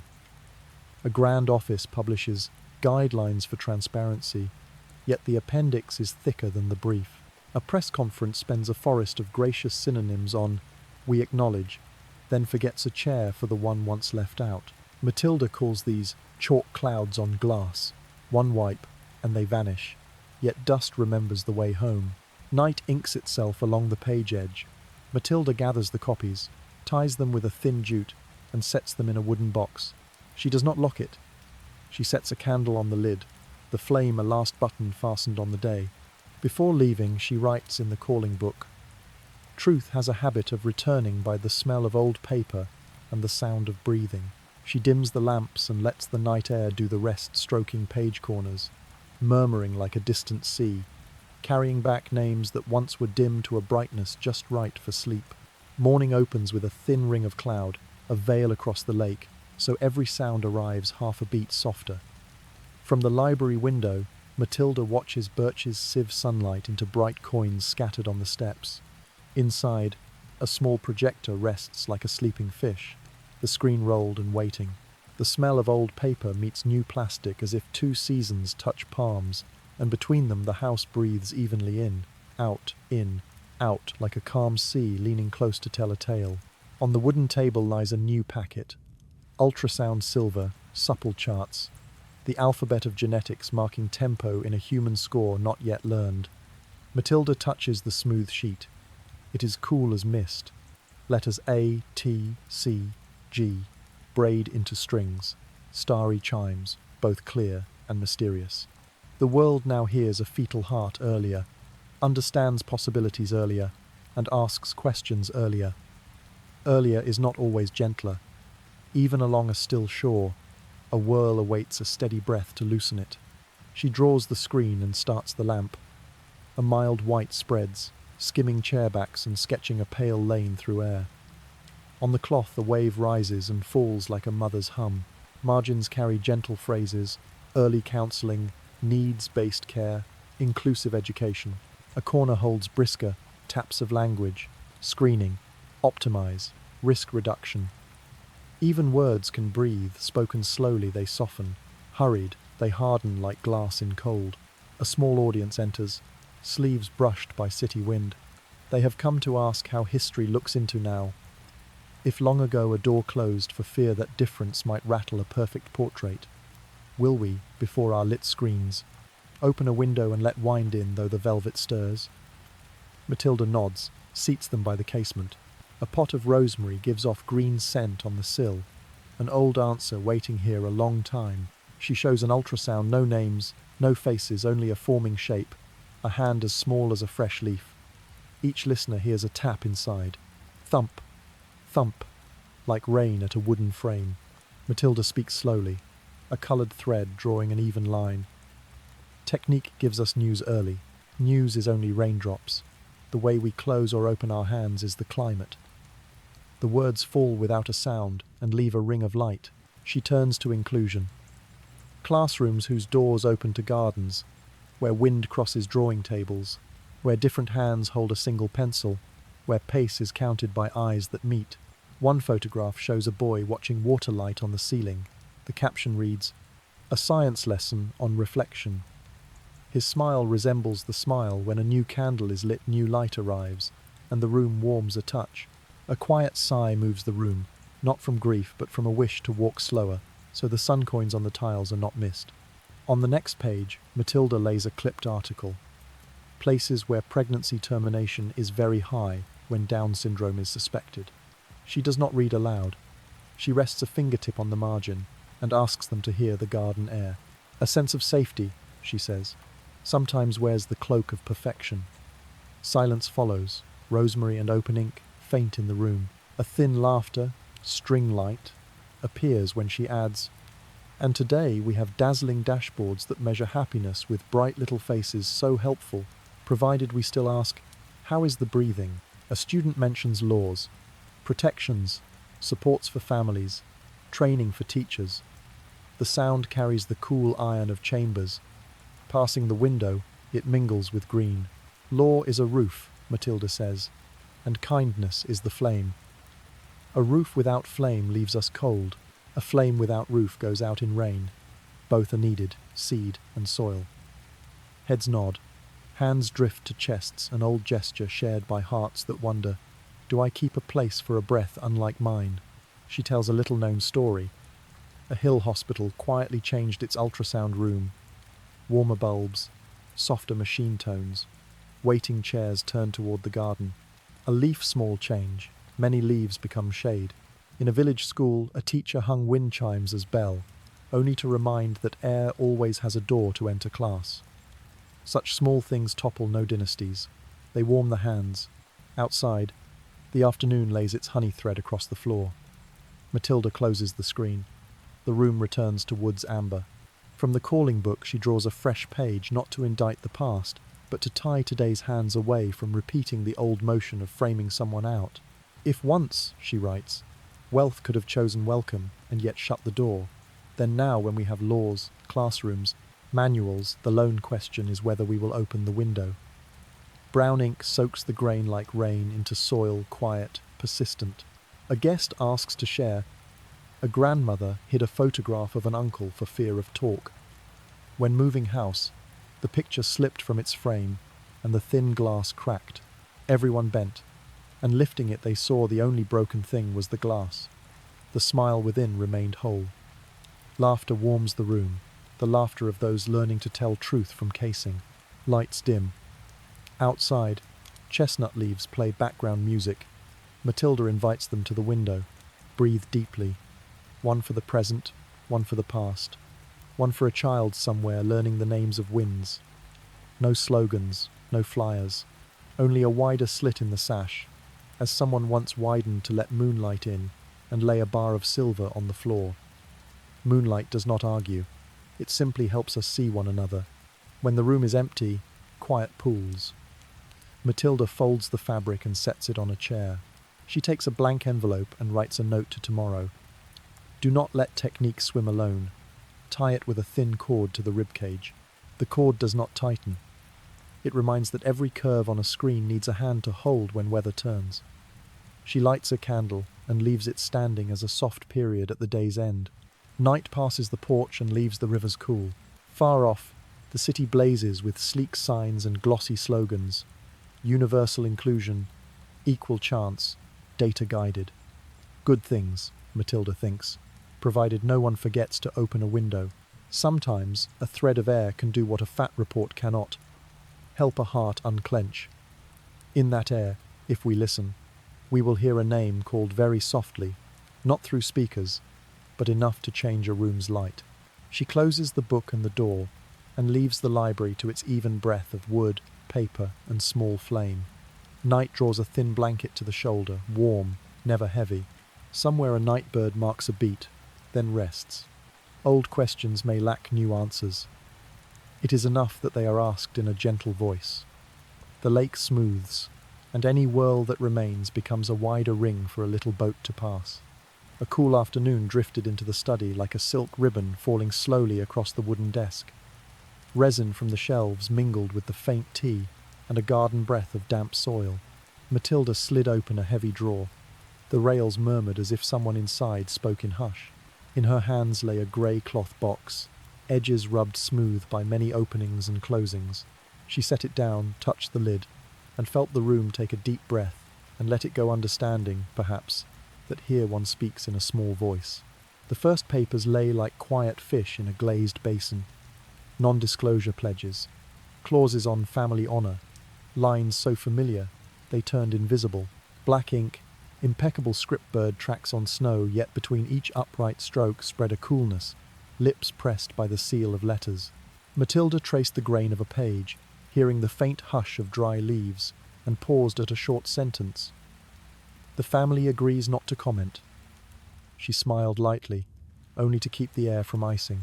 These days we'd say proactive comms management. Once, a beeswax seal sufficed. Another ledger spoke of hidden funds, money flowing as evenly as a pocket watch ticks.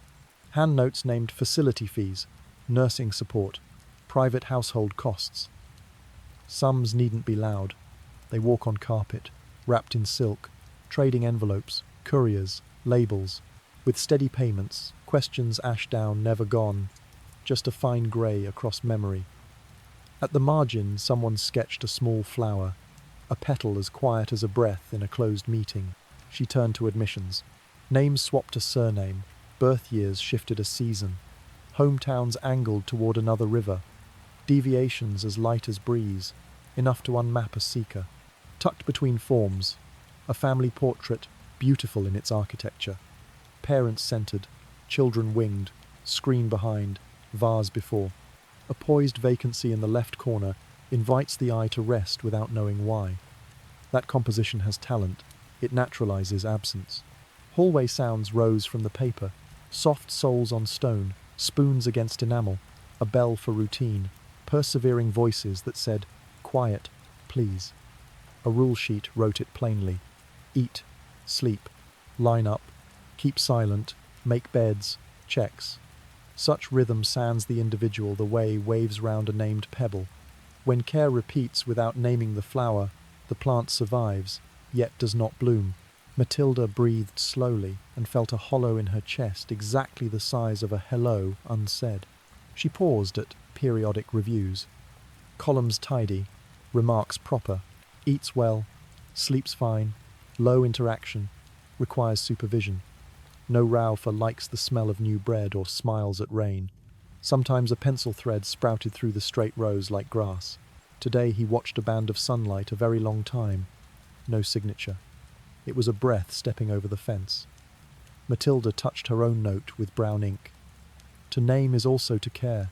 From the garden, rosemary shook scent into the window. Inside, pages told of staff turnover. Yesterday's carer moved wards. Last week's watcher changed shifts. A handshake warmed, then thinned. Friendships sprouted like two stray leaves caught in one eddy, tied and loosened in a breath. The resources box spoke sternly. Rotation for optimization. Matilda tilted her head and heard a thread of satire like glass, kissing glass. Optimization waters evenly. Without a name, the leaf still doesn't know who tended it. Another drawer held letters among families across countries. Characters from many tongues wove a single carpet. The meaning repeated, "Keep quiet, please assist, please transfer." Borders on Europe's map changed tint with events. The paths of information preferred old lanes. A trusted friend of a trusted friend. A hill church, a Vale hospital, a forest boarding home. Royal marriages made moving light as swapping coats, same seam, new cloth. Everything smooth. So smooth, the truth's footsteps softened too. Matilda did not log indictments. She logged mechanics. Even money, beautiful paper, correct letters, quiet people, all of it braided with time, that invisible glue with the after-rain smell light, thin, durable setting blur into straight lines. She closed her eyes a beat, listened for a tick whether from the wall clock or from memory, and opened them to find the sun had inched along the desk edge. Time does not argue. It passes like a doorman on duty. Among the stacks she found brief dialogues. A physician explained in upright language. Diagnosis uncertain, but isolation advisable for ease of care. A solicitor attached a flowchart. Trusts, payment rails, multi-layer confidentiality. A ward manager noted, staff, remember true names, stay inside cabinets. Everything rendered reasonable by pen. Hearts, unnamed, consent to abbreviation. She recalled a piano in a common room. A rest so long one might think the music ended. Truly, it was breath. Her hand stopped on an unsent letter, slanting script like a gentle slope.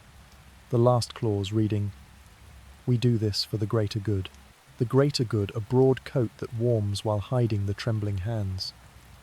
She looked to the garden where a night bird had settled low, a tiny period waiting for its sentence. Wind crossed the frame, and the paper rustled as if someone quietly agreed. Care without the recognition of dignity is procedure only watering without calling the blossom by its name, making a bed without sleep well. She tied the papers with a soft ribbon tight enough to hold, loose enough to breathe, and slid the box back without a lock. On the desk she opened the calling book and wrote in brown, the ink spreading like moonlight through lace. Silence is not loud, but it has a mechanism. It favors good clocks, smudge-proof paper, straight letters, well-behaved memory. To unmake it, begin with a name. Name a person, a smell, a small habit. Once named, time hesitatis. The room had deepened. By the window the candle tilted to a draught and breathed a flame rhythm. Matilda set a palm to her chest and counted the old way. One breath in, one breath out, then another steady warm. Far off, a church bell slipped across the night like a thin shawl. She closed the book, stood, and smoothed the curtain edge. At the door she whispered as gently as laying a blanket across someone's shoulders that tomorrow would start with naming a flower on the sill. She dimmed the lamps, left one candle on watch, and stepped out as quietly as a wave drawing back. Evening drapes itself like silver-edged silk over the rose beds and the cooled stone steps. In the library, Matilda closes a sash and leaves a slender gap for night air to touch her hair, carrying leaf damp and a hush from far trees. The candle on the brass holder inclines. Its flame breathes like a small boat nudging the key. At the head of the table, a box lies open, sheets of ambered paper murmuring of a world stretched tight as a drum, where any tap might split the quiet. Between the two great wars, as borders changed tint like weather in swift clouds, people ironed every crease from their stories. Photographs were reselected, a face removed like a dry leaf lifted from a pot. Biographies marched with drill steadiness, trimming detours. Family lines straightened oddly rule strokes over a rippled pond marking deceased a beat early. Truth was bent to fit the frame, and the frame, polished every season, stood in parlours to receive courteous praise. Matilda turns a print with an edge trimmed. A strip of skirt remains at the margin, and a round shadow on the floor. The light inside is winter noon light clear, a touch blue as though everything has been rubbed with coarse linen. She imagines the photographer leaning in, ruler on glass, drawing a blade through an unfit presence. Today the trick wears software and filters. The knife becomes a mouse click. The intent, however, stays. A proper frame. A draft ripples fine dust along the desk. She reads a compiled life, upright prose, tempered virtues and duties. Where breath should have come, commas stand as low fences pleasant and discouraging stray steps. She lingers on an old note. The younger cousin. Died in early childhood. A phrase like a cloth over a frame. In a yellow sleeve rests a clinic receipt. Same surname. The admission date written in words later by a season than died in early childhood. Two scraps paired, two faces of a coin fallen from a hand. From a hilltop home's internal ledger, grid lines run like squared fields.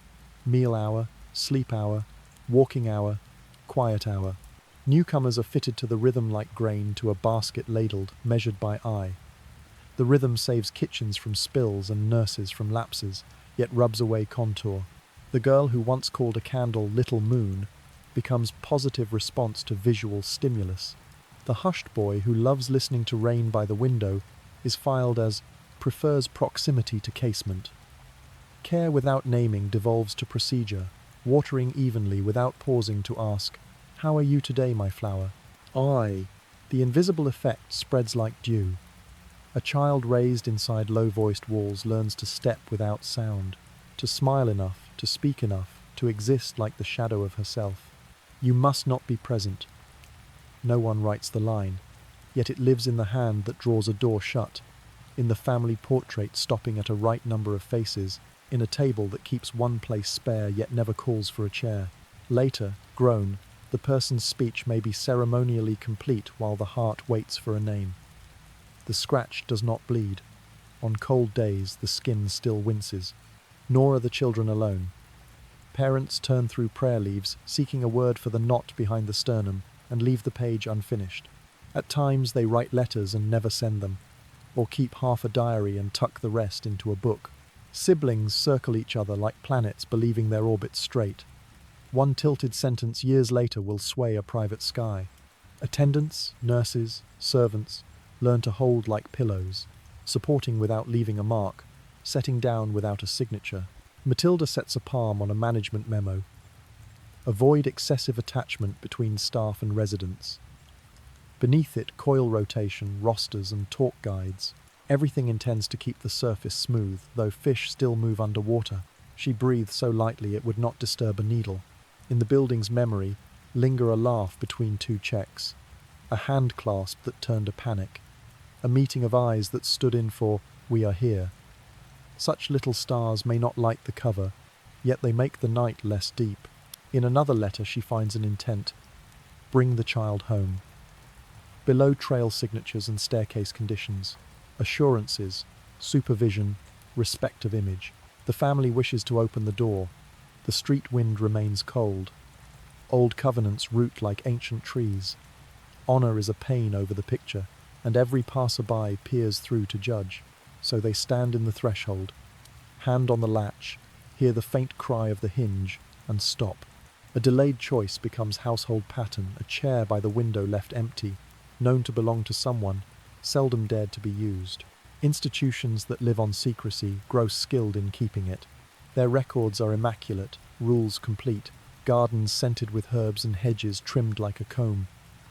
They know thick paper for thanks, hot tea well timed, bows at the proper angle. To modern ears this is service standard and friendly identity. Once it was simply what one expects of a quiet place.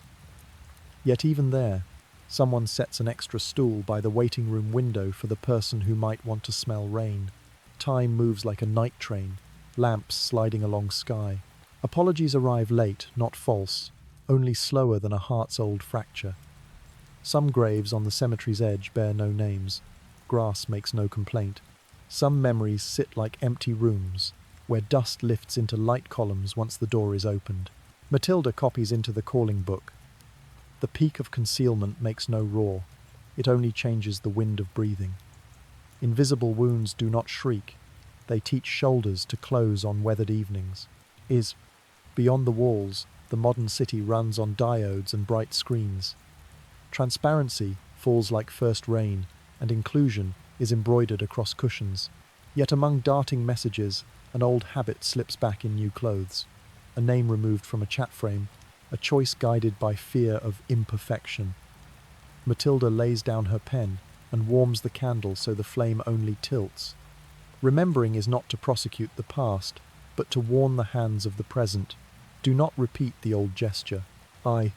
She opens the window a touch wider. Air enters like a hand to the shoulder and whispers, "We can still choose otherwise." The rosebed sighs a gentle perfume. On the far lake, the moon drops like a slow coin, widening rings. Matilda closes the document box and ties the ribbon loose enough for paper to breathe. She sets her palm to her chest and counts the familiar way, one, then one, and one again, not to tally, but to hear herself return to a mild harbour. Then she speaks, as if laying a wish upon the sill. Tomorrow we will give a name to a flower that was never named. She leaves the candle to watch, steps into the corridor with a wave's quiet, and the room keeps its even breath, wood, paper, and a small, kind light. Mist pulls off the wild apple shrubs like a carefully wrung cloth, leaving bright beads along grass that rises to the ankle. The cortege passes an oat field pale gold, like thin honey rippled by the breath of wind. Overhead, the clouds open a lane toward the ridge where the road bends, a ribbon tied around a clay jar's neck. The driver speaks softly to the horses in a language only they understand, short, kind syllables that settle the sweat-dark manes. Behind, the footfalls find one common pace, unhurried, as if a hymn had learned to walk. Sometimes they meet straw-roof cottages tucked into trees. The householders stand on thresholds, hands to chests, saying nothing. A few children cradle baskets of warm bread, hiding behind their mothers' skirts. An old woman sets out a bowl of clear water for hands and slips back beneath the eaves like a considerate leaf. No questions, and every gaze understands. At times, silence is the fullest speech of kindness. Past the meadows, young woodland begins. Light falls in coins upon oak, the bark seeming dusted with gold. A skylark tests a high note and stops again, lest the thin-stretched piece between the trunks might tear. Wheels roll over knotted roots, leaving resin and fresh, uncapped earth in their wake. The marshal glances back and straightens the pall, the edge of cloth laid in a line like a slow pen upon a ledger page. At the new timber bridge they pause. Below, a wide brook moves, as though telling a well-measured tale. The waiting workmen touch joints and listen for the timber's answer, as a physician listens to a chest. Assured the span does not tremble, they bow. Crossing feels like solving a hard question with an easy sentence. On the farther side, clover opens, so green that the eye gentles itself. Near noon they stop at a low shed. The hearth purrs. An onion soup breathes like a tame cat. Oats are soaked for the horses. The people take a slab of dark bread and a small wedge of cheese. No one feels short-changed at such an hour. Sufficiency tastes of steppe grass and whispering air. Someone lays a kerchief across a horse's back to wipe the salt sweat. Another checks leather fittings, freeing a straw caught in a wheel's lip. Every gesture is light, as though fearing to wake the field's midday nap. Through a small town, the church bell gives a brief peal, not to count, but to nod. Shop doors crack. A tray of red apples is set on a step, and the seller withdraws, so any passer-by may take and drop their coins, though no eyes tally them. At the smithy, hammers rest. Men lean on hafts as on canes and watch, their eyes wet with forge, heat yet cool inside. A young guard smiles to himself. On most days, this street is all barrows and cries. Today it is a class in breathing. The sentence falls and makes no one stumble. The rise is gentle. New grass plays at boot heels like small cats. In the clerk's pocket, an iron nib taps a tiny bottle, only he hears it. He thinks of tomorrow's notice. Brief, sufficient, round as a warm pebble. He inhales without meaning to, and catches the oak scent of the coffin melded with sun-dried linen and the straw of roofs. Oddly, it is not heavy. It smells like seasons that have passed benign and unclaiming. Toward the river, reeds band together and bow, whispering stories only night understands. A hawk draws an ample circle in the sky, the embrace of someone cradling the quiet plain. The physician tightens a cord at his wrist and looks through the veil. His eyes are as light as late-day cloud. He has no harder task now, only to go with, keeping the cortegas breathing from tripping, as he once kept breath in the candle room. At the next stop, a grey stone chapel opens its door. Indoors, lamplight filters through little windows and falls as yellow letters upon the floor. Candles are set in a ring, flame passed wick to wick without haste. Hands meet chests, hearts answer the even chant. The old hymn does not rise and plunge. It goes straight smooth as a river in a dry season. On the sill, a clear jug collects dew that forms, lets go, and counts moments without numbers.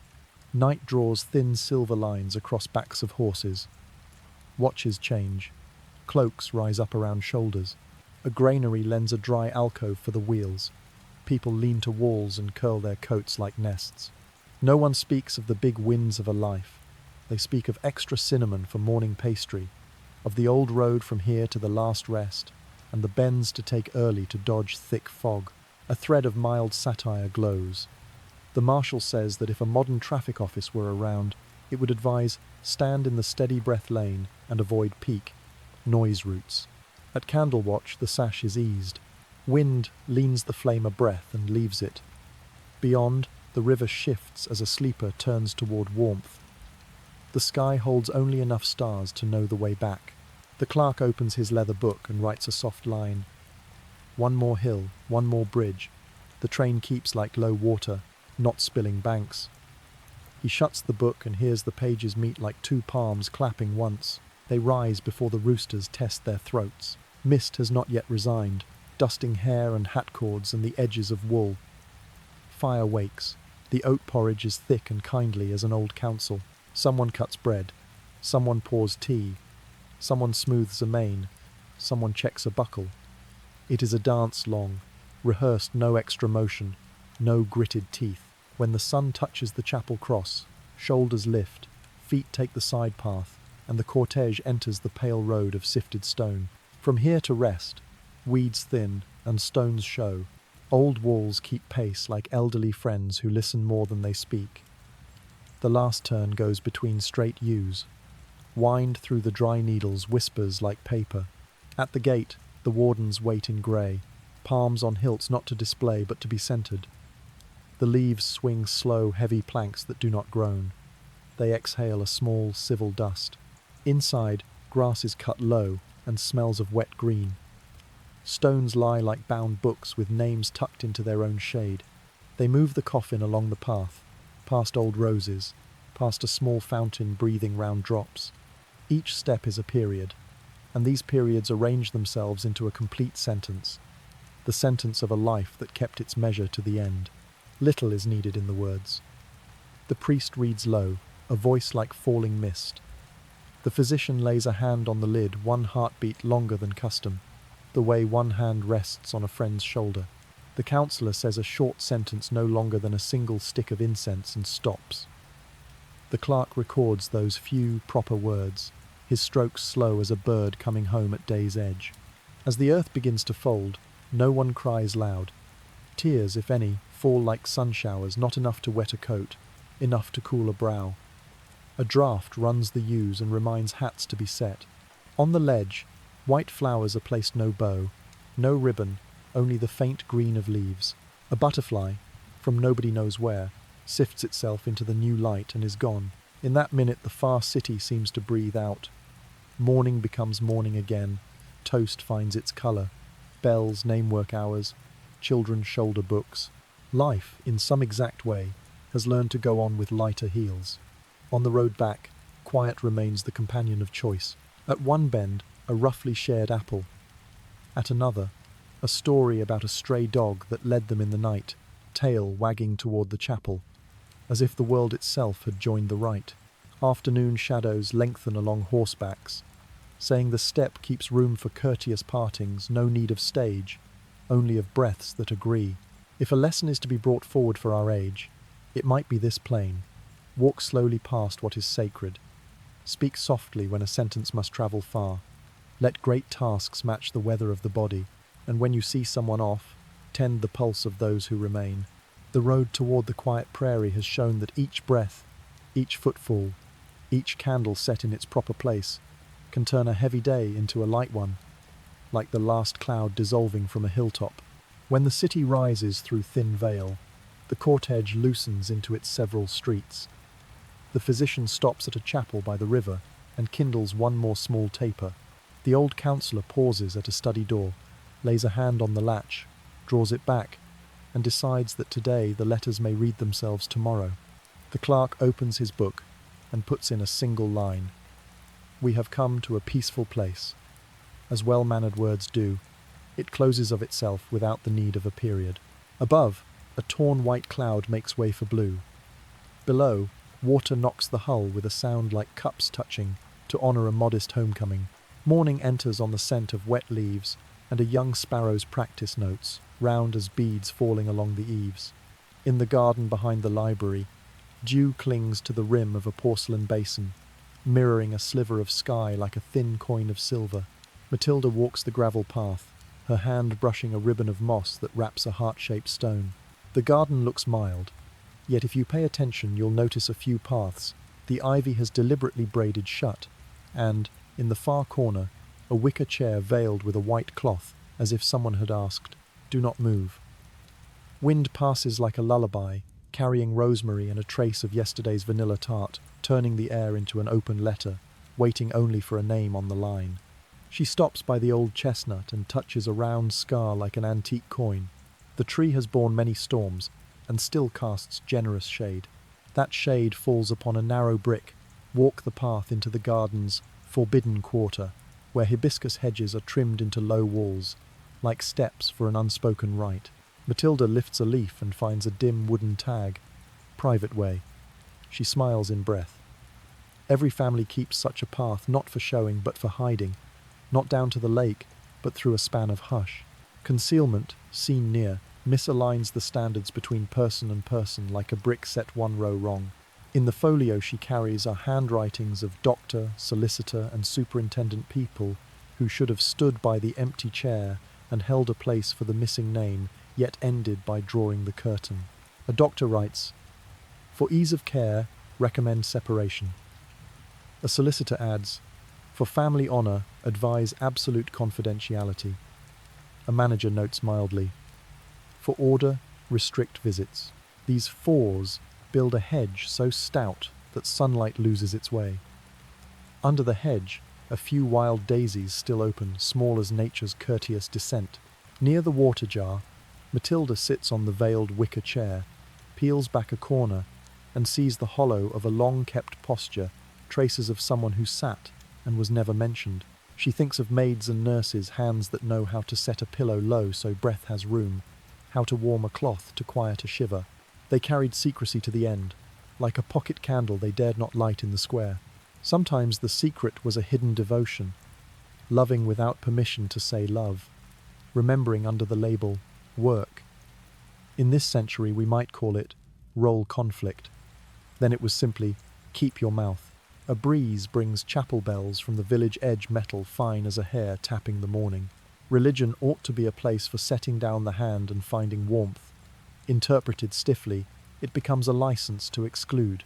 Matilda opens an old card, wax-sealed by a church body, admonitions neat as lace, closing with, "Each has a God, appointed place." At the stove this might comfort. Pinned to a gate, it nods at a closing door. She strokes the card and whispers, "Please don't use a hymn to drown out a breath. Law has its seasons." On a brittle page, she reads clauses that once limited property, contracts, and wills for the disabled, ink cold as a river stone, making the margin into procedure and distance into routine. Today, newer laws arrive, winded but steady, prying open doors in schools, offices, and transport. Habit, however, is moss on stone. One shower of opinion, and the green returns. Matilda turns her palm to catch a few sunspecks and wonders the simple question, if law is roof, do we remember to tend a fire beneath? Economy, with its measure of efficiency, lays a ruler on every flower and notes, keep those blooming on time, count again the slow. That ruler has lifted towers and kept wheels slick, yet in a household garden it turns slow round buds into burden. The family ledger, therefore, grows invisible columns of spend and return, strict as any statute. Someone sighs, "We must be practical." Matilda listens and smiles with her eyes. Practical is sometimes a quick nod given before the heart has been heard. Education without inclusion writes a self-fulfilling spell. Do not teach, then claim no capacity. Claim no capacity, then keep excluding. The circle turns as softly as an old ceiling fan, neither loud nor lovely, only making the room a shade colder than it needs. Along the path to the trellis, Matilda hangs a chalkboard. Afternoon reading hour, door open to every hand that knows how to touch. The chalk is pale, but wind can read. A few village children peep through the hedge, giggle, then run to write their names in the soil with twig pens. Under this light, Family becomes a garden with a forbidden zone, a path none walks, a chair none names. Suppers have enough portions, enough laughter, yet between the clink of knife and fork there's always a short hush like a wave that hesitated at shore. "Don't ask," someone says in a look. "Don't say," another nods in silence. And so the forbidden is watered daily with good manners, transparent, refreshing, and poor food for roots. Still, within that same garden stand old trees pouring shade, a grandfather who keeps sweets in a pocket for the absent share, an aunt who knits soft scarves for hands that chill, a brother who never gives away the window seat. They love quietly, no flash invited, waiting for the day their love is named as love. Matilda draws a small bundle from her pocket, scraps of paper bearing sentences that never travelled. "You are the cool breeze of this house," one line trembles. "Tomorrow I'll bring honey cake." Another stands firm. "I kept this chair for you." A third is pinned with a little flower. She lays the scraps in sunlight as if airing quilts. The scent of old paper meets fresh-cut grass, the perfume of an open kitchen. For a moment the forbidden zone looks like a rhododendron hedge, woven closely, yet when touched, revealing tiny panes where light comes through. Footsteps pass the back lane, a young couple with a prenatal booklet and a clean white counselling sheet. They pause at the gate, unsure. Matilda invites them in and pours tea glazed with sundae. They say technique now knows too much too soon, so soon that joy must share the table with choice. The top of their sheet bears words solid as stones: risk, prognosis. At the bottom, a small box: family will. She listens, offering no quick lines. Then she points to the rosemary. This plant loves sun, and it needs shade. Every garden keeps a forbidden spot. Never open it, and wind loses its path. They smile, tired but lighter. On the white, the printing looks less sharp. A cloud eases across the vault and shifts the colour of the hedge. Matilda rises, walks to the veiled wicker, removes the cloth, folds it, and lays it gently like an invitation. She sits and hears her heartbeat tap thump, thump in measure, with leaves shuffling in the chestnut. In her mind she names the shade givers: grandmother, aunt, brother, caretaker, then names those who shut doors not to indict, only to learn how the machinery of silence runs in a garden. At the far corner, a striped cat hops onto the wall and watches with amber eyes. It walks the fence as if along a score, no slip, no stumble stopping sometimes on the rest. Matilda laughs. Perhaps learning to walk the forbidden is like learning to walk a fence balance kept by breathing, and each step having a name. She opens the calling book and writes slowly. Today, name the wicker chair. Tomorrow, the narrow bricks. Then the person in the picture, outside the picture, cut from the picture.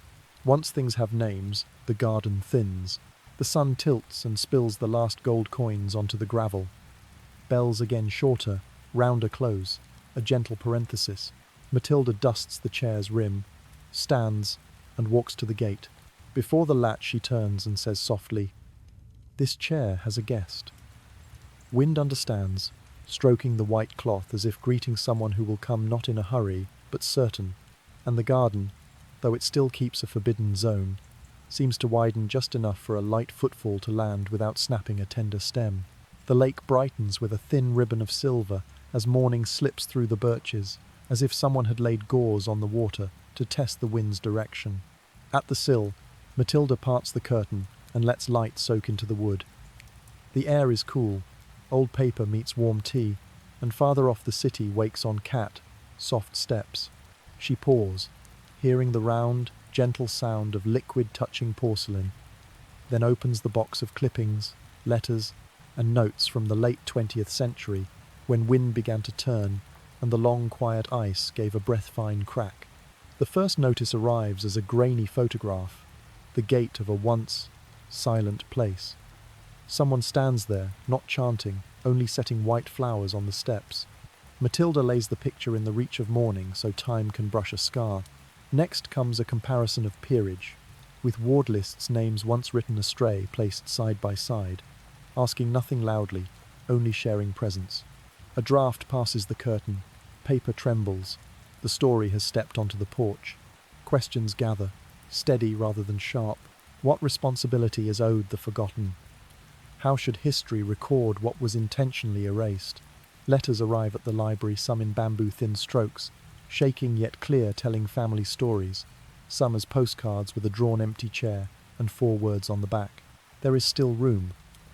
Matilda sorts by scent, rain, wax, ink, gives each letter a quiet corner, and lights a candle so flame can tremble like a listener's heart. Families answer in different keys. One opens a window a finger's width, seeking air rather than a gale.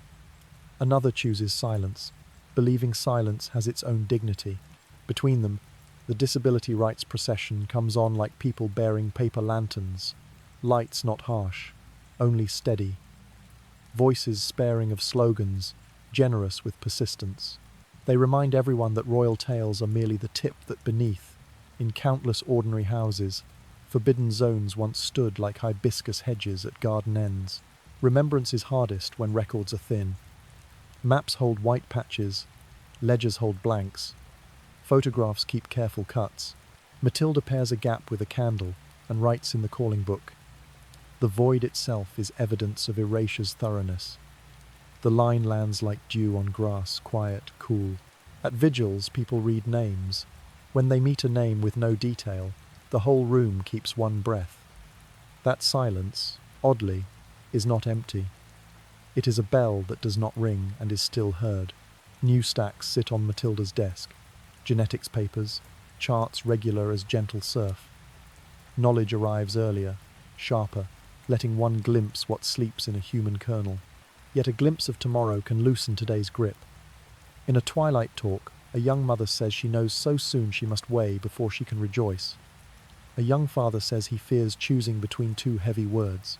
Matilda listens to the spoon's soft ring in the cup, rain on eaves, then says, "A riverbank has 2 sides, control and welcome, but the water itself asks us to sit, breathe slowly, and look closely." Small groups gather in the wood and paper room. Windows open on a garden where rosemary meets mint and makes a green scent. Visitors share small things. A village school replacing its bell with wind chimes. A hospital warming its ultrasound room with soft amber bulbs. A chapel adding to its prayer. For those never rightly named. Changes like new leaves. Leaves layered become shade. Matilda notes each leaf like sun, coins on stone. Lighter satire glides by as a swallow skimming water. A transparency guideline appears with an appendix twice the pledge. A press conference spends many acknowledges and forgets the first chair for the person most owed a seat. Matilda smiles kindly and scribbles at the margin. Chalk. Cloud on glass gone with a wipe, but dust remembers its road. The smile is ungoaded, only warm enough to keep the pen-holding palm from chill. Historians propose a gentler ledger. Leave blanks where blanks belong rather than fill with guess. Place commas where stories need to breathe.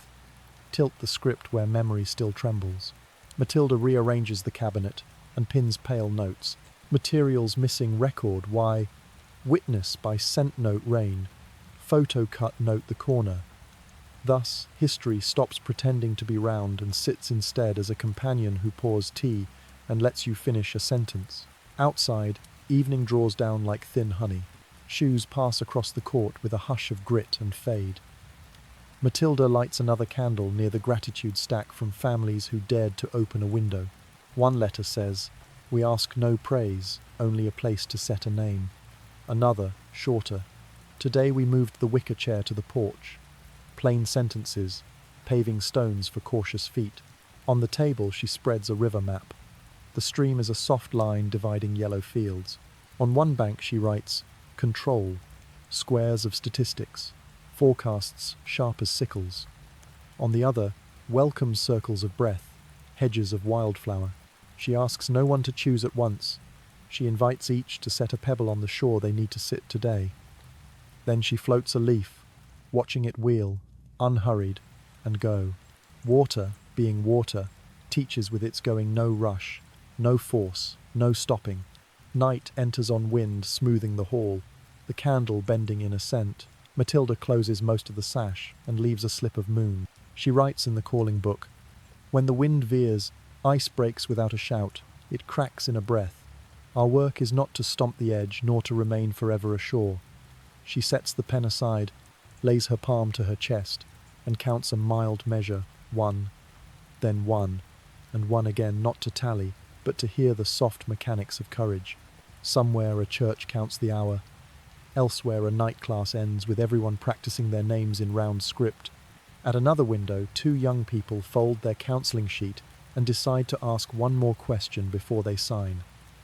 Wind walks the roofs and leaves the warm smell of hearth ash. Matilda cools the candle with the lightest breath, not out, only gentled, and closes the book. She speaks very softly, as if laying silk on a shaking shoulder. Tomorrow we'll open one more window, speak one more name, and let the water say the rest.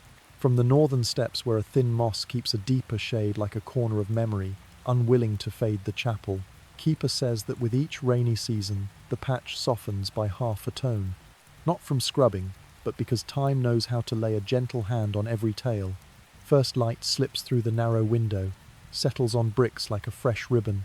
Dust dances in the gold, a flock of tiny birds rehearsing a silent ballet. The wind says nothing, only sails the smell of wet grass and beeswax at a slow pace, as if to remind us. Some aftershocks are kind, arriving only to teach our feet to step one notch lighter. After the brutal noise of an age, what remains is not merely decrees or charters, but a country's habit of breathing. The next rain grows up among half-shut whispers. Tend the body as a garden. Do not let a small scratch become a storm. A young physician reads old notes italics like wind-bent grass, and learns that medicine is not only scalpel and draught, but the art of a soft hand, a straight bandage, and the well-timed silence that lets pain ebb like midnight rain sliding off a roof. At the corridor's end hangs a portrait of a princess, eyes tilted toward a place beyond the frame where wind blows and the candle does not die. Later, when she wears a crown, people praise her for steering through great waves, yet few mention the early lessons of quiet nights, the craft of distance, of keeping an image upright through season change. She does not let others stand too near the flame, not from pride, but from knowing bodies may betray will, and secrets deserve a private curtain. In the palace, they learn to set candles lower, place vases a hand farther, open windows at hours when the wind is gentle, small, durable details, like hidden stitches keeping the garment firm. Outside, along the stone lane to the quay, cobblers mend boots worn by funeral steps, and chandlers refine their wax so flames burn clean. The lesson of a failing body reaches the trades. Candle wicks trimmed modestly, beds canted so breath won't rush, chair arms velveted so metal stops stinging ears. In wide houses facing gardens, breakfast unbinds itself slowly. Thin tea, mild butter, short talk. Everyone knows a good day often starts with restraint. History, from a fair distance, stops asking us to flex. It invites us to look into water. Reading of pulleys and secret chairs, we smile tender satire without bile. Power, too, must learn extra wheels, added felt, a lowered voice. In our present world, we rename such tools as care, tech, and access standards. The lift whispers where shoulders once strained, rubbered floors soften shoe strike. We call ourselves advanced. We are re-speaking an old lesson. Let things work without hurting one another. On the shelf, a frayed medical ledger lies beside a volume of laws. The two seem to converse in quiet. One recounts pulses, fever, long grating nights. The other speaks of acres, revenues, red seals. The bridge between them, we see, is the slow tempo time enough for a clerk to reread before sealing, time enough for a doctor to change the dressing once more before leaving. Slowness, which looks like luxury, is the cheapest rescue. It demands no gold, only patience. In return, it delivers mornings with fewer errors. Some rumours cling to stone like ivy. The darkened step, the long night of dripping wax, the abbey dogs curled like 3 quiet ellipses. The steward neither denies nor affirms. He sweeps each morning, letting fog take what it should, and stone keep what it must. In a sense, it is the kindness of the inanimate, allowing memory to remain without staging a spectacle. A country, if fortunate, does the same with its past, keeps the crack as reminder, yet lays a tablecloth smooth enough that lunch can still be good.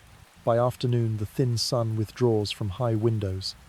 In the chapel, a practice tune trips a note and mends itself. The city's breath drifts toward rest. Market horns fold, oars on the river pull softly. The hour bell rings like a nod. From the backyard, the smell of new bread slides into the scent of fallen maple. Someone closes a ledger and tucks a pen, promising to write one sentence fewer tomorrow. The legacy often comes in such briefness. Learn to wait, to close, to let go. When mist draws in a small room lit amber, a young scholar lectures on a century's changes. Between graphs and maps stands a single line. Do not repeat the mistake of an unattended wound. The class smiles lightly, the smile of those who catch the hint. Afterward they pass straight U's, speaking of sleeping early for one night, walking slowly for one stretch, sending fewer words and kinder ones. History, a patient teacher, blows homework into soft habits. On the canal bank, a boatman ties his rope and watches moon on black water. He tells the apprentice, when the wind turns, set the sail anew. The oar hand keeps its rhythm.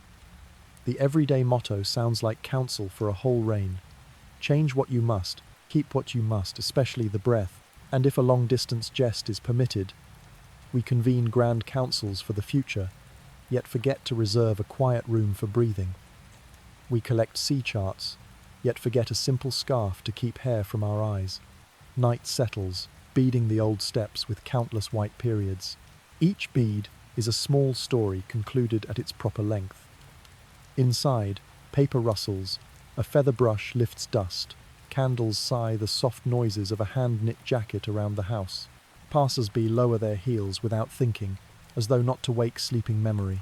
No craving for lurid tales, no hunger for applause, only a clear path, a neat cluster of candles, and the river far off still patient in carrying the moon to harbour. If someone asks what to learn from those years, we can pour the answer as tea. Do not expel what has happened, gentle it.